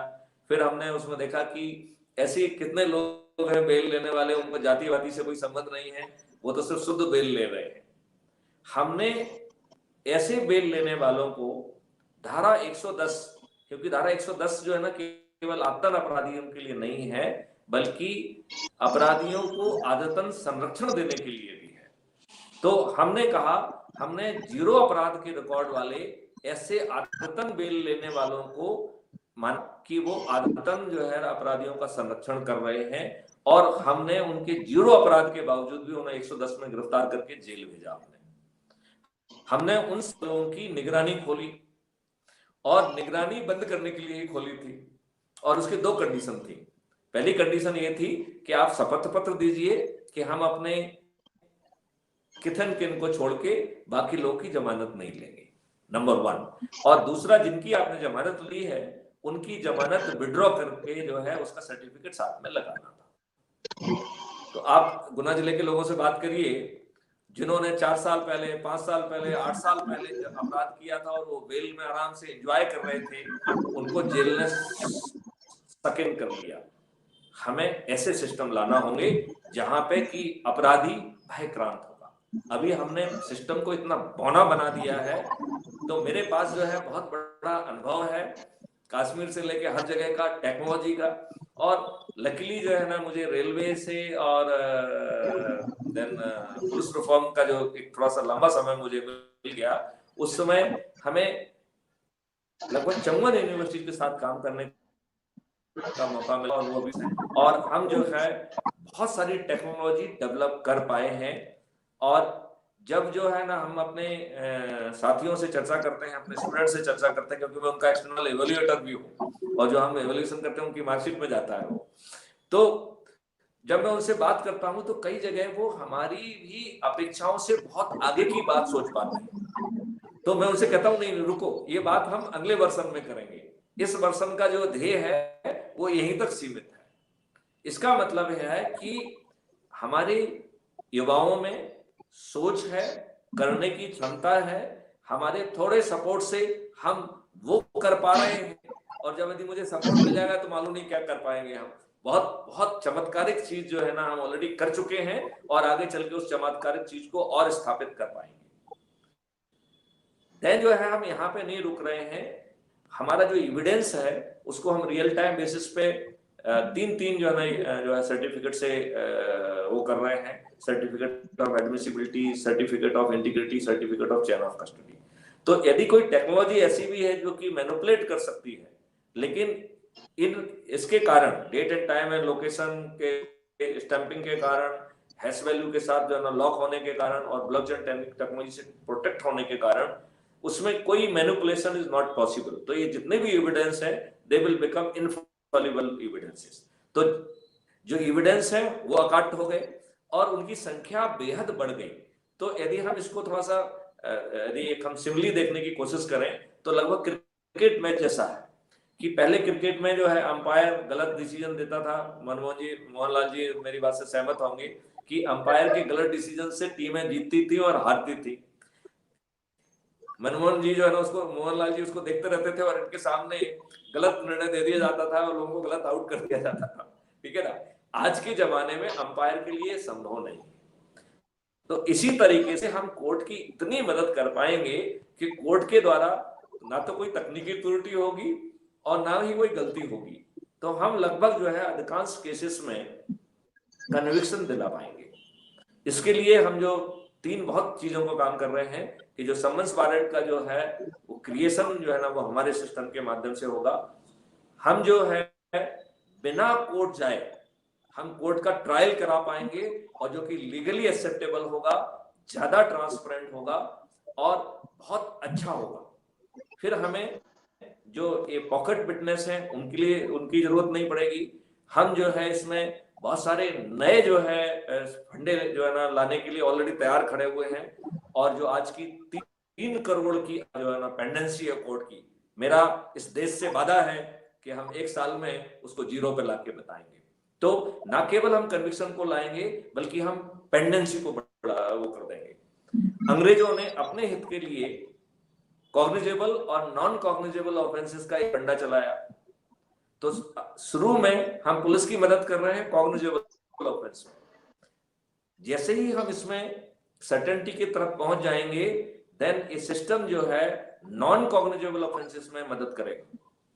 तो यदि कानून में ये नॉन कॉग्निजेबल ऑफेंस यथावत बने रहते हैं तो हम जो है यह काम अपने लीगल वॉलंटियर के माध्यम से करेंगे। और वो जो है सीआरपीसी की धारा 200 से 204 के बीच में जो प्रावधान है, तो हमारे लीगल वॉलंटियर कंप्लेंट के माध्यम से उसे कोर्ट में ले जाएंगे। नेशनल अथॉरिटी का जो है ना पावरफुल जो है सिस्टम, जो कि पुलिस को जो है ना साधारण पुलिस को जो है ना चमत्कारिक मदद कर पा रहा है, वही चमत्कारिक मदद वो जो है ना हमारे लीगल वॉलंटियर्स का करेगा। उसके लिए कुछ हम फीस का प्रावधान भी करेंगे, कुछ हम जो है ना उसके लिए, तो हमारे जो है ना पूरी कानून जो लीगल सिस्टम है वो आम जनता के लिए बहुत अफोर्डेबल होगा। उसे कहीं नहीं जाना होगा, उसे कोर्ट भी नहीं जाना होगा और फिर भी उसे न्याय मिलेगा और पेंडेंसी नहीं होगी। तो पहले कॉग्निजेबल ऑफेंस में, फिर नॉन कॉग्निजेबल ऑफेंस में भी कॉग्निजेंस भी, डिटेक्शन भी, सर्टेनिटी ऑफ कन्विक्शन भी एंड सर्टेनिटी ऑफ प्रिवेंशन भी, ये चारों चीजें मिलेंगी। चूंकि इतनी सारी नोट्स रहेंगी और बहुत सारे एट्रीब्यूट्स के द्वारा हम इस स्थिति में ऑलरेडी पहुंच चुके हैं कि काफी सर्टेनिटी तक हम ये अनुमान लगाने की स्थिति में है कि ये ग्रुप और ये आदि अपराध करने की नियत से निकला है। एंड स्मार्ट इंटरवेंशन प्रोसेस के तहत हम उसको रोक पाएंगे और वो भी विद जो है ना फुल सेफ्टी। तो सिस्टम ये भी अनुमान लगा पाएगा कि क्या ये वायलेंट है, ये भी अनुमान लगा पाएगा कि क्या इसके पास हथियार है, ये भी जो है अनुमान लगाएगा कि हमें कहां पकड़ना है। विकास दुबे जैसा वो हमारे 8 साथियों को जो है ना गन डाउन नहीं कर पाएगा। हम हर कुत्ते को कुत्ते की हैसियत से पकड़ेंगे और यदि हम उसके घर जाके उसे कुत्ते का यदि वो शेर की हैसियत में है तो हम शेर की तैयारी से जाएंगे, लेकिन किसी भी स्थिति में पुलिस कभी नहीं पिटेगी। जब हम सर्टेनिटी के साथ प्रिवेंशन कर पाएंगे तो committing crime is not a option. लेकिन कमिटिंग क्राइम ऑप्शन ना होने के बावजूद भी हम 0 क्राइम पे बिल्कुल नहीं पहुंच पाएंगे, क्योंकि यदि पेट खाली है तो हम उस पेट को भरने के लिए, और अकेला पेट को भरने के लिए नहीं, हमारी फॉल्टी प्रोसेसेस के चक्कर में हमारे लोग जो है, हमारे पुलिस वाले किसी के साथ अफीम रख देते हैं, किसी के साथ जो है ना चाकू रख देते हैं, किसी के साथ कट्टा रख देते हैं, इसके अभियान चलते हैं और इसके लिए वो इनाम ले लेते हैं। अब एक बात आप मानिए कि यदि किसी व्यक्ति ने कोई क्राइम नहीं किया है और हमने उसको झूठा इस तरीके से सिर्फ जेल के अंदर रखने की नियत से, मतलब मैं ये नहीं कह रहा हूं कि कोई उसमें और कोई दूसरी नियत रहती है, क्योंकि उसका पुराना क्रिमिनल रिकॉर्ड है और पुलिस अधिकारी की नियत है उसको एन प्रकार जेल के अंदर रहे जिससे बाहर शांति रहे। तो उसका अपना पक्ष जहां पे उचित हो सकता है, लेकिन यहाँ पे हमें ये भी समझना पड़ेगा कि इस हमारे अविवेकपूर्ण कार्रवाई से हमने क्या कर दिया, हमने जो है उस व्यक्ति के ऊपर वो बोझ डाल दिया। अब उसे जेल से बाहर आने के लिए वकील को हायर करना पड़ेगा, बेल का अरेंजमेंट करना पड़ेगा। तो जो बोझ हमारी इस गलत कार्रवाई के कारण उस पर पड़ा है, उस बोझ को सहने के लिए उसे फिर से और अपराध करना पड़ेगा। So we have become the reason of crime. तो ये जो विशियस सर्कल है, पहले मुर्गी अंडा, मुर्गी अंडा, मुर्गी अंडा, इसमें हम फंसे रहते हैं। सो हमें इस चीज से बचना होगा। हम किसी भी व्यक्ति को गलत बंद नहीं करेंगे। जहां हम सर्टेनिटी ऑफ कॉग्निजेंस कह रहे हैं, हम वहां पर certainty of punishment for wrong reporting भी कर रहे हैं। आज एक बहुत बड़ी डायमेंशन हो गई है जिसमें कि पुलिस, ब्यूरोक्रेसी, राजनेता साठगांठ करके षड्यंत्र पूर्वक सिर्फ दबाव बनाने के लिए गलत अपराध कायम करते हैं।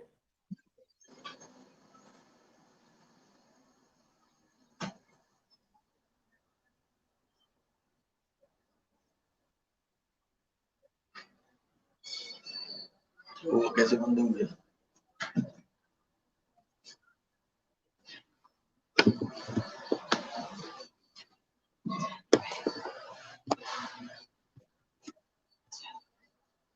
वही से कोई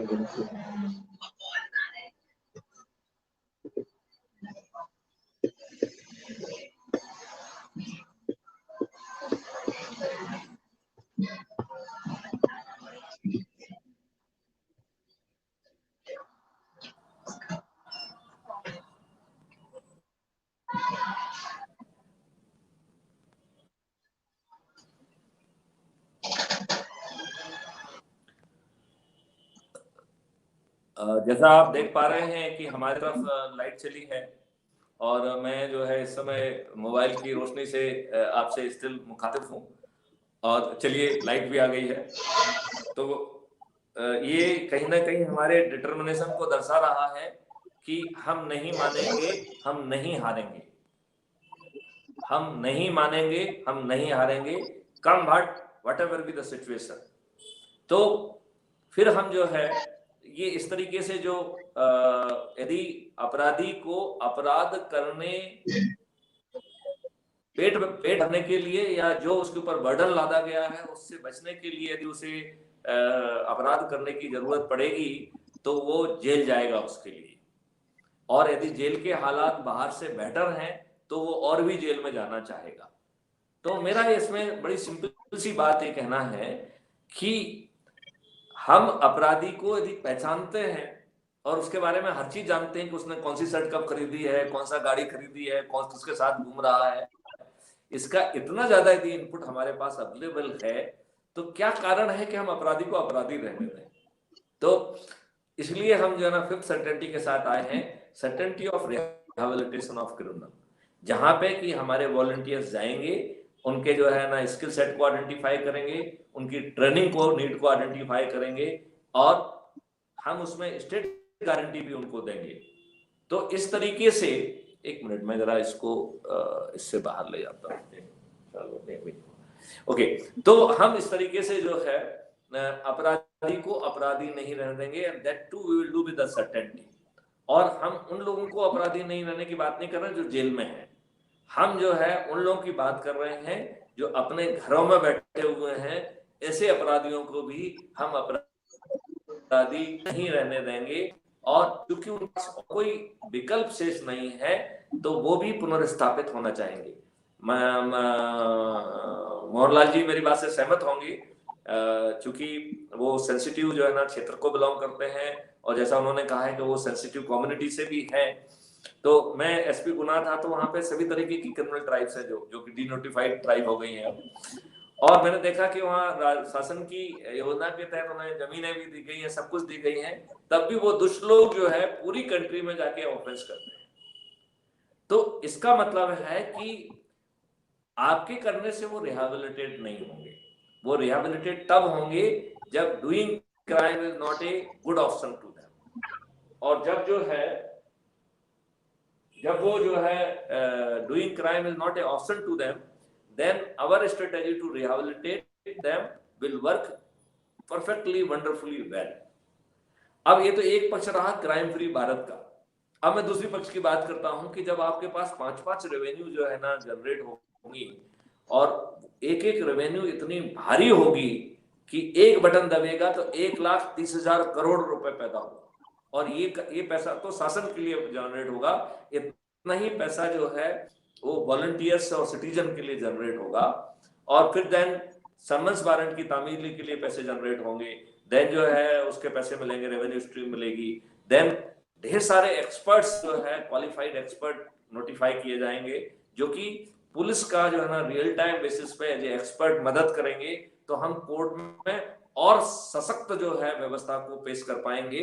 आज की ढीली पीली व्यवस्था से ज्यादा सशक्त व्यवस्था होगी और पुलिस वाले को काफी हद तक हम डीबर्डन कर पाएंगे। वो जो है ना सभी नॉन कोर एक्टिविटी उससे शिफ्ट हो जाएंगी। उसको टेक्नोलॉजिकल कॉम्प्लेक्सिटी की जरूरत नहीं होगी, उसे सीडीआर जानने की जरूरत नहीं है, बल्कि उसको इन्वेस्टिगेशन लीड मिलेगी, वो भी साइंड होगी। उसे कोर्ट में भी डिफेंस लॉयर को फेस नहीं करना पड़ेगा, वो डिफेंस लॉयर को सिर्फ उस हद तक ही फेस करेगा जो कार्रवाई उसके द्वारा की गई है।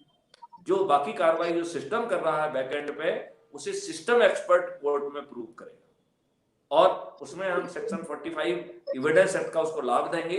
तो उसको जब तक कोर्ट में स्पेसिफिक उसको वो नहीं रिक्वेशन नहीं किया जाता, जब तक उसको नहीं बुलाया जाता है, सम्मन नहीं किया जाता है, तब तक वो कोर्ट में जाएगा भी नहीं। और जब वो कोर्ट में जाएगा तो इतने सारी डॉक्यूमेंट्री, इतनी सारी चीजों को लेके जाएगा कि हे जज साहब, मैं जो कह रहा हूं वो सत्य है, इसके अलावा कोई दूसरा हो ही नहीं सकता है। तो इस तरीके से जो जितनी भी अभी वर्तमान जो लेकुनाज हैं, वो लेकुनाज काफी हद तक रहना खत्म हो जाएंगे।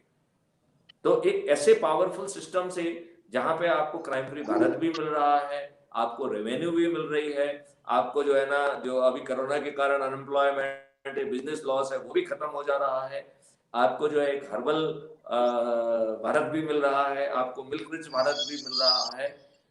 तो मुझे ये बात समझ में नहीं आती है कि ऐसी क्या राजनीतिक मजबूरी है।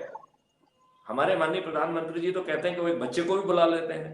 मैंने तो उनके पीएस को डीओ लेटर लिखा था कि मुझे 15 मिनट का समय दें, मैं जो है ना माननीय प्रधानमंत्री जी को दिखाना चाहता हूं कि कैसे क्राइम फ्री भारत होगा।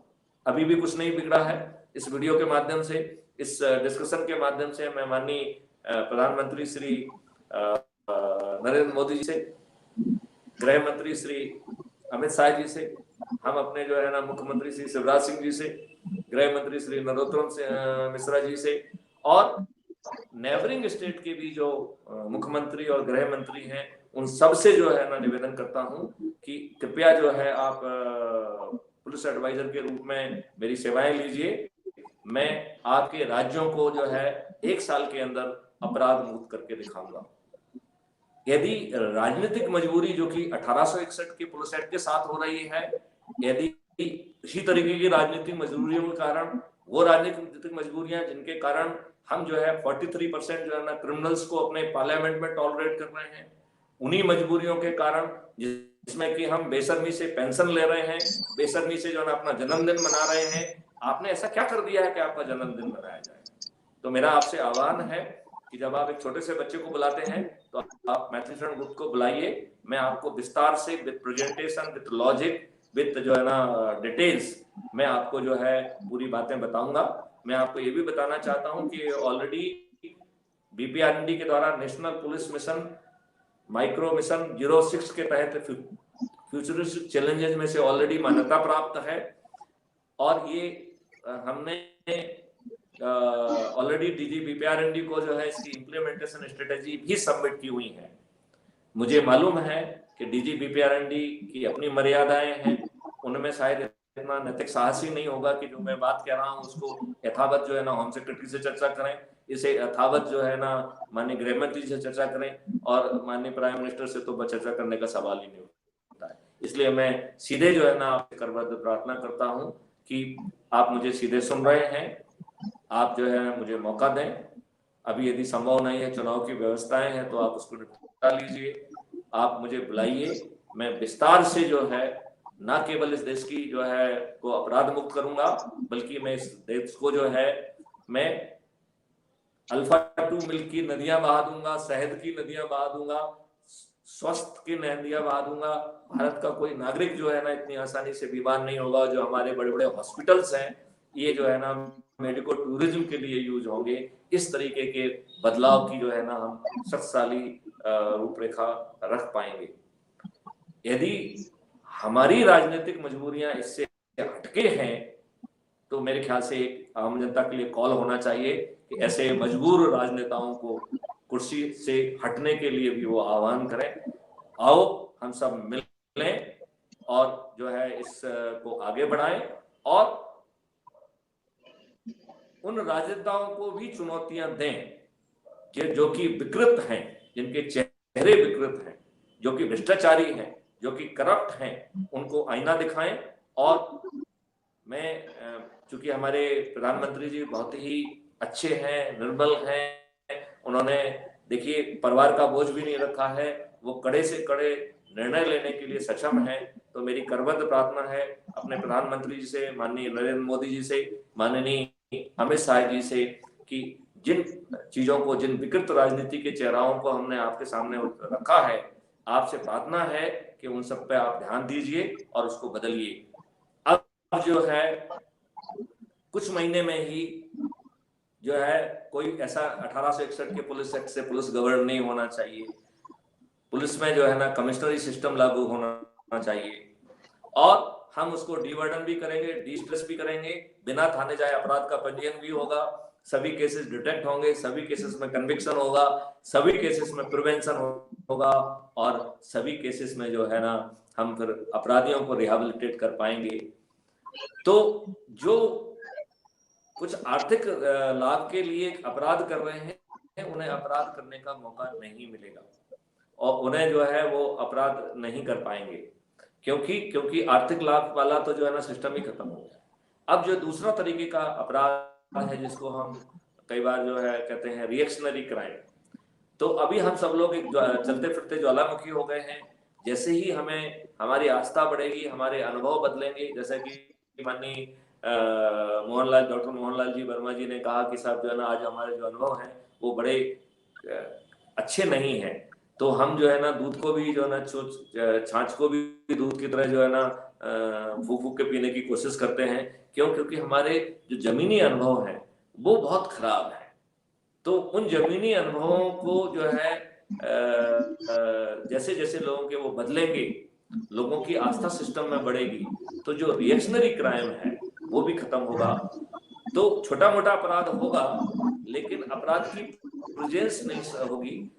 लोग बाग जो है संभवतः अपने घरों में ताला लगाने की जरूरत महसूस नहीं करेंगे। उन्हें जो है अभी जो डरा के OTP crime, a crime, cyber crime, फलाना क्राइम, इन क्राइमों से भी उनको काफी कुछ तक निजात मिल जाएगी। मैं जो है ना पुनः एक बार जो है मोहनलाल जी से रिक्वेस्ट करता हूँ कि यदि जो मैंने अभी विश्लेषण दिया उसकी लाइट में यदि वो कुछ प्रश्न रखना चाहते हो, वो अपने लोगों को और उनके क्षेत्र से जो उनको पहचानने वाले इतने ढेर सारे लाखों की संख्या में, करोड़ों की संख्या में लोग हैं, उनको कुछ संदेश देना चाहते हो तो वो संदेश दें।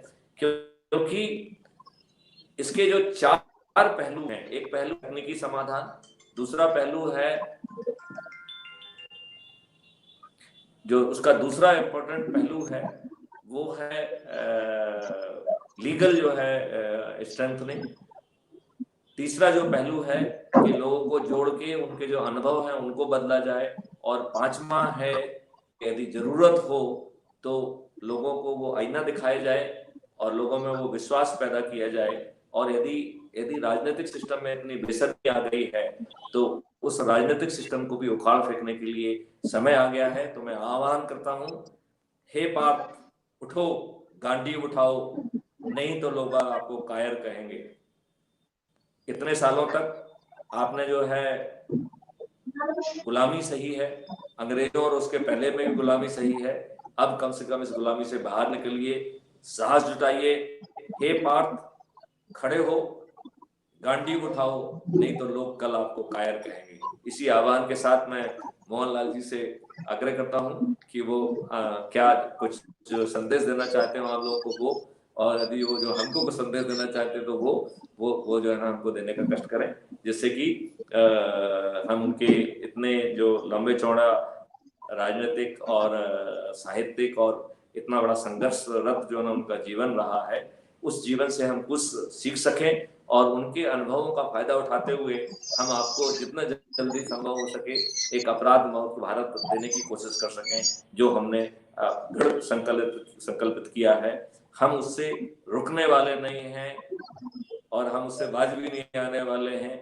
जितनी भी समस्याएं आएंगी, देखिए इस सेशन में भी ढेर सारी समस्याएं आई, लेकिन हमने उसे हार नहीं मानी, तो हम किसी भी तरीके से हार नहीं मानेंगे। हम निश्चित तौर पे अपने भारत को जो है अपराध मुक्त करेंगे।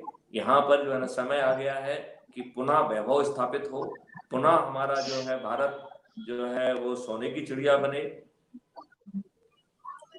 हमारी जो इकोनॉमी जो है 3 ट्रिलियन ना होके 15 ट्रिलियन पे जाके पहुंचे, हमारी पर कैपिटा इनकम 3 गुना और 5 गुना बढ़े, हमारी affordability should not be issue, हमारे लोग जो है ड्राई फ्रूट, हमारे लोग फ्रूट्स, हमारे लोग शहद और अच्छे खान पान से जो है ना स्वस्थ रहे और उनके पास पर्याप्त समय रहे जिससे कि वो हैप्पीनेस की तरफ यात्रा करें। मैं एक बड़ी बात कहना चाहता हूं, आपका जन्म जो है उठ के किसी कंपनी में या कहीं काम करके 9 से 5 में स्लॉक करके कुछ चंद नोट कमाने के लिए नहीं हुआ है। ये नोट जो है कहीं दूसरी जगह नहीं चलता है। आपका मकसद जो है, आप यहाँ इस दुनिया में आए हैं, you are having some bigger purpose. मैं आपका आह्वान करता हूं, आप उस बिगर पर्पस को पहचानिए, उठ खड़े हो जाइए, हे पार्थ गांधी उठाओ। जय हिंद, जय भारत। आदरणीय मैथिली जी, अभी आपके जो सारे विचार आए, ये बात सत्य है कि परमात्मा ने प्रत्येक मनुष्य को इस सृष्टि के अंदर कुछ विशिष्ट करने के लिए भेजा है, लेकिन वो अपने उस उद्देश्य से भटक गया है या उसको उद्देश्य तक जाने ही नहीं दिया गया है। आपकी जो संकल्पना है, निश्चय ही इस संकल्पना को मूर्त रूप दिया जा सकता है। मैं इसको क्रांति तो इसलिए नहीं कहूंगा कि भारत विश्व गुरु है और क्रांति का मतलब हुआ कि हम आज डेमोक्रेसी में है, स्वतंत्र है, आज हम अपनी व्यवस्था के प्रति क्रांति करें, उसमें आमूलचूल परिवर्तन की बात करें, ये बात तो मैं नहीं कहूंगा। लेकिन इतना अवश्य है कि हमारे राष्ट्र का अनुभव रहा है कि परिवर्तनशील सामाजिक संरचनात्मक व्यवस्था के अतिरिक्त भी कोई स्थायी, सनातन और शाश्वत मानव के जीवन मूल्य होते हैं। उन जीवन मूल्यों को केंद्रित रखते हुए हम व्यक्ति में परिवर्तन करने के लिए आपकी संकल्पना, आपकी कल्पना और आपका जो ये क्राइम फ्री भारत है, तो राष्ट्र और व्यक्ति और समाज और राष्ट्र तीनों परस्पर पूरक है। तो इसलिए हम व्यक्तित्व की विकास के लिए, व्यक्ति को अपराध मुक्त करने के लिए आपके साथ में कंधे से कंधा मिला के काम करेंगे। और बहुत से लोग इस समाज के अंदर हैं जो कि ईमानदार है, देशभक्त है, समाज के प्रति उनमें दर्द है। ऐसे लोग इस प्रकार के उद्देश्यों के साथ में अपना सर्वस्व न्यौछावर करने के लिए तैयार रहते हैं। कोई उनको चलाने वाला और उनको खड़ा होके कोई सत्य के पथ के ऊपर चलने वाला दिखाई तो दे। ये चीज आपके इस कंसेप्ट के अंदर, आपका कंसेप्ट किसी एक दृष्टि को केंद्रित नहीं है, बल्कि ये सामाजिक, आर्थिक, राजनीतिक, चारित्रिक, नैतिक और चेतनात्मक सभी चीजों को अपने आप में समावेशित किए हुए है। समय जरूर लगेगा। आप 1 साल के अंदर crime free, zero crime Bharat की बात कर रहे हैं, मुश्किल का असंभव तो नहीं है, हो सकता है, लेकिन इसके लिए हमको हमारे कार्यकर्ताओं को भी प्रशिक्षित करना पड़ेगा। आपने भी जो ये बातें कही है, मैं समझता हूं कि ये बातें अभी तक बड़े बड़े टेक्नोलॉजिस्ट के और इस आईटी क्षेत्र के लोगों के भी ऊपर से ही निकल के जा रही है। उनके मन मस्तिष्क के अंदर ये बातें आ सके, इसके लिए आपको खुद को अपने स्तर के ऊपर ऐसे कुछ प्रमुख लोगों के साथ में जैसे आज आपने 1-to-1 डिस्कशन किया है, इस प्रकार के डिस्कशन आयोजित करने होंगे। उन डिस्कशनों के माध्यम से हम जो नवनीत निकाल के लाएंगे, वो नवनीत निश्चय ही इस देश के भविष्य का निर्माण करेगा। इतना ही निवेदित करते आपने मुझ जैसे छोटे से आदमी को आमने सामने की वार्ता के लिए आमंत्रित किया, उसके लिए आपके प्रति बहुत बहुत आभार व्यक्त करता हूं। और जहां भी मेरी जरूरत हो मुझे याद कर लेना, मैं हमेशा आपके साथ में खड़ा हुआ मिलूंगा।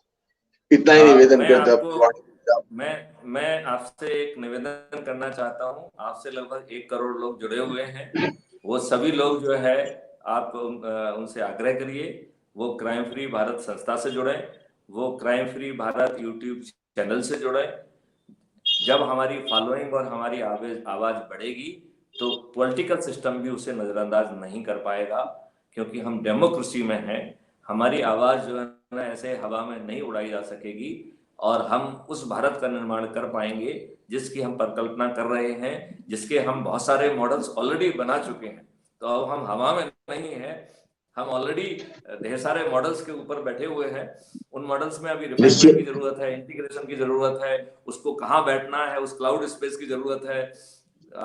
वो नेट ग्रिड में जाके बैठेगा कि CCTNS में बैठेगा, हमें नहीं मालूम है, लेकिन वो अपने आप सब जगह बैठ जाएगा यदि हमारे पीछे जो है 50 करोड़ लोग, 25 करोड़ लोग, इस तरीके के लोग जो खड़े हो जाएंगे, तो हम जो है उन राजनेताओं को ये बात समझा पाएंगे कि अब जो है उनका जो लालच भरा सोच है, जो उनका गलत सोच है, जो उनका भ्रष्टाचारी सोच है, जो उनका करप्शन वाला सोच है, जो उनका बलात्कारी सोच है, जो उनका मर्डर करने वाला सोच है, वो उसको उसे बदलना ही होगा।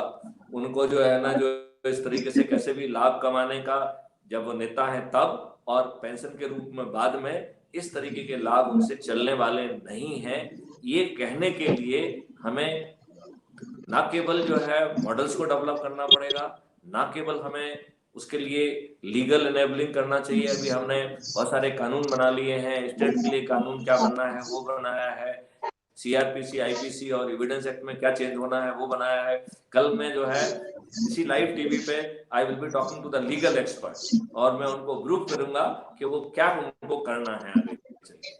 तो हम अपनी यात्रा में लगे हुए हैं, हम आप लोगों के सहयोग से जरूर जो है ना कामयाब होंगे। हमें आप जैसे सैकड़ों लोग चाहिए, तभी हम जो है कम से कम 25-50 करोड़ की यात्रा पहुंच पाएंगे। तो मेरा आपसे निवेदन है कि जो इसकी फॉलोइंग है वो आपके माध्यम से आए। हमारा जो ध्यान है वो फॉलोइंग की तरफ नहीं होना चाहिए, हमारा ध्यान होना चाहिए कि हम उसकी टेक्नोलॉजी को हार्नेस करें, टेक्नोलॉजी के मॉडल्स डेवलप करें, टेक्नोलॉजी को डेमोन्स्ट्रेट करें, हम लीगल मॉडल को डेमोन्स्ट्रेट करें, हम ज्यादा से ज्यादा लोगों को 1 to 1 जो है ना ब्रीफ करें, ज्यादा से ज्यादा लोगों को वो करें। लेकिन जो सब्सक्रिप्शन लाने की बात है, जो जुड़ने की बात है, जो कि क्राइम फ्री भारत संस्था से जुड़ने की बात है, उसको जो है करने का काम मैं आप जैसे महानुभावों से आग्रह करता हूं कि वो करें। और उस काम को मैं नहीं करूंगा, ये मैंने 200% सोच के रखा है। और मैं आपसे आह्वान करता हूं, बल्कि आपसे मैं एक कमिटमेंट चाहूंगा, बल्कि मैं आपकी ओर से आपसे जुड़े हुए लोगों के प्रति एक मैसेज भी जो है ना मैं चाहूंगा कि आप उन्हें मैसेज दें, बड़ा स्पष्ट मैसेज दें। और वो मैसेज आपका 2 चीजों के बारे में होना चाहिए। एक तो YouTube crime free Bharat channel को सब्सक्राइब करने के बारे में होना चाहिए, और दूसरा जो है ना क्राइम फ्री भारत संस्था से जुड़ने के लिए होना चाहिए। आगे चल के हम जो है उनसे आह्वान करेंगे दीपक जलाने के लिए, हम उनसे आह्वान करेंगे थालियां बजाने के लिए, हम उनसे आह्वान करेंगे एग और हवन करने का, जिससे स्पिरिचुअल पावर भी, कॉस्मिक पावर भी हमारे साथ काम करे, जिससे कि हम उस भारत का निर्माण कर सकें। क्योंकि उस भारत का निर्माण हम सब लोगों की सामूहिक शक्ति से होगा, हम सब लोगों की सामूहिक चेतना से होगा। तो मैं मोहनलाल जी से अनुरोध करता हूं कि वो जो है थोड़ा सा अपने जो है लोगों को एक बार आह्वान करें, और जो मैंने आपसे विनय किया है वो विनय जो है ना मेरी उन तक पहुंचाएं। और इस सेशन के बावजूद भी बाद आप जो है उसको उनसे निवेदन करें कि वो चैनल को सब्सक्राइब करके स्क्रीनशॉट भेजें, और उनके स्क्रीनशॉट, मोबाइल नंबर और उनका नाम यदि आप मुझे भेजेंगे, तो हम उनको जो है ना हर दिन कुछ ना कुछ उनको ऐसी चीज परोसेंगे जिससे कि हमारा एनर्जी लेवल जो है बना रहे, और आगे बढ़ के हम किसी भी हालत में, चाहे उसके लिए हमें चुनौती ही क्यों ना देना पड़े, हम जो है क्राइम फ्री भारत को हासिल करेंगे। हम अपने देश को जो है मैं दूध की नदियां बहाएंगे, हम अपने देश को पुनः जो है ना सोने की चिड़िया बनाएंगे, हम अपने देश को पुनः स्वस्थ रखेंगे। वहां पे जो है उनको ना तो कोरोना से वो प्रभावित होंगे, ना जो है वो कैंसर से प्रभावित होंगे, वो पूर्णतः स्वस्थ रहेंगे। और जो हमारे बहुत सारा जो है ना हमने जो मेडिकल डेवलपमेंट किया है, उस मेडिकल डेवलपमेंट को हम बाकी लोगों को जो है ना राहत पहुंचाने के लिए यूज करेंगे, मेडिकल टूरिज्म के लिए यूज करेंगे। ये मेरी जो है कामना है। और मैं आपसे प्रार्थना करता हूं कि आपकी तरफ से एक अपील जो है सभी लोगों को जाएगी तो उसका बहुत अनुकूल जो है ना असर पड़ेगा। निश्चय ही आदरणीय है, आज के इस कार्यक्रम से जुड़े हुए और बाकी जो भी लोग मेरे संपर्क में हैं उन सबसे मैं अपील ही नहीं आह्वान भी करता हूं कि ये जो क्राइम फ्री भारत की संकल्पना है, इस संकल्पना को मूर्त रूप देने के लिए मनसा वाचा कर्मणा तीनों ही दृष्टि से हम कंधे से कंधा मिला के आपके साथ में, क्योंकि मैं मीडिया से जुड़ा हुआ हूं और सामाजिक संगठनों से जुड़ा हूं। प्रत्येक सामाजिक संगठन में अब जहां कहीं भी मेरा उद्बोधन होगा, क्योंकि आज इस संवाद के अंदर मैंने आपके इस कंसेप्ट की बहुत सी बारीकियों को आत्मसात किया है, तो मैं अपने उद्बोधन में इसके विषय के ऊपर चर्चा किया करूंगा। साथ ही जिस पत्रिका के साथ में मैं जुड़ा हुआ हूं और मेरे साथ में जर्नलिस्टों की जो टीम है, उन सब के माध्यम से इस विचार को आम आदमी तक पहुंचाने का कार्य करेंगे। इसके लिए मैं आपको हृदय से विश्वास दिलाते हुए आपके प्रति आभार व्यक्त करता हूं कि आप जिस काम को कर रहे हैं वो काम व्यक्ति, समाज और राष्ट्र तीनों को ही सही दिशा में और सही दशा में ले जाने का कार्य है। इस कार्य के अंदर जैसे जैसे हम और आप जैसे लोग आह्वान करेंगे, आगे बढ़ेंगे, बाकी लोग सब हमारे साथ में जुड़ते जाएंगे, ये मेरे को विश्वास है। इतना ही निवेदन करते हुए मैं अपनी वाणी को विराम देता हूँ। Thank you. जय हिंद, जय भारत। जय भारत।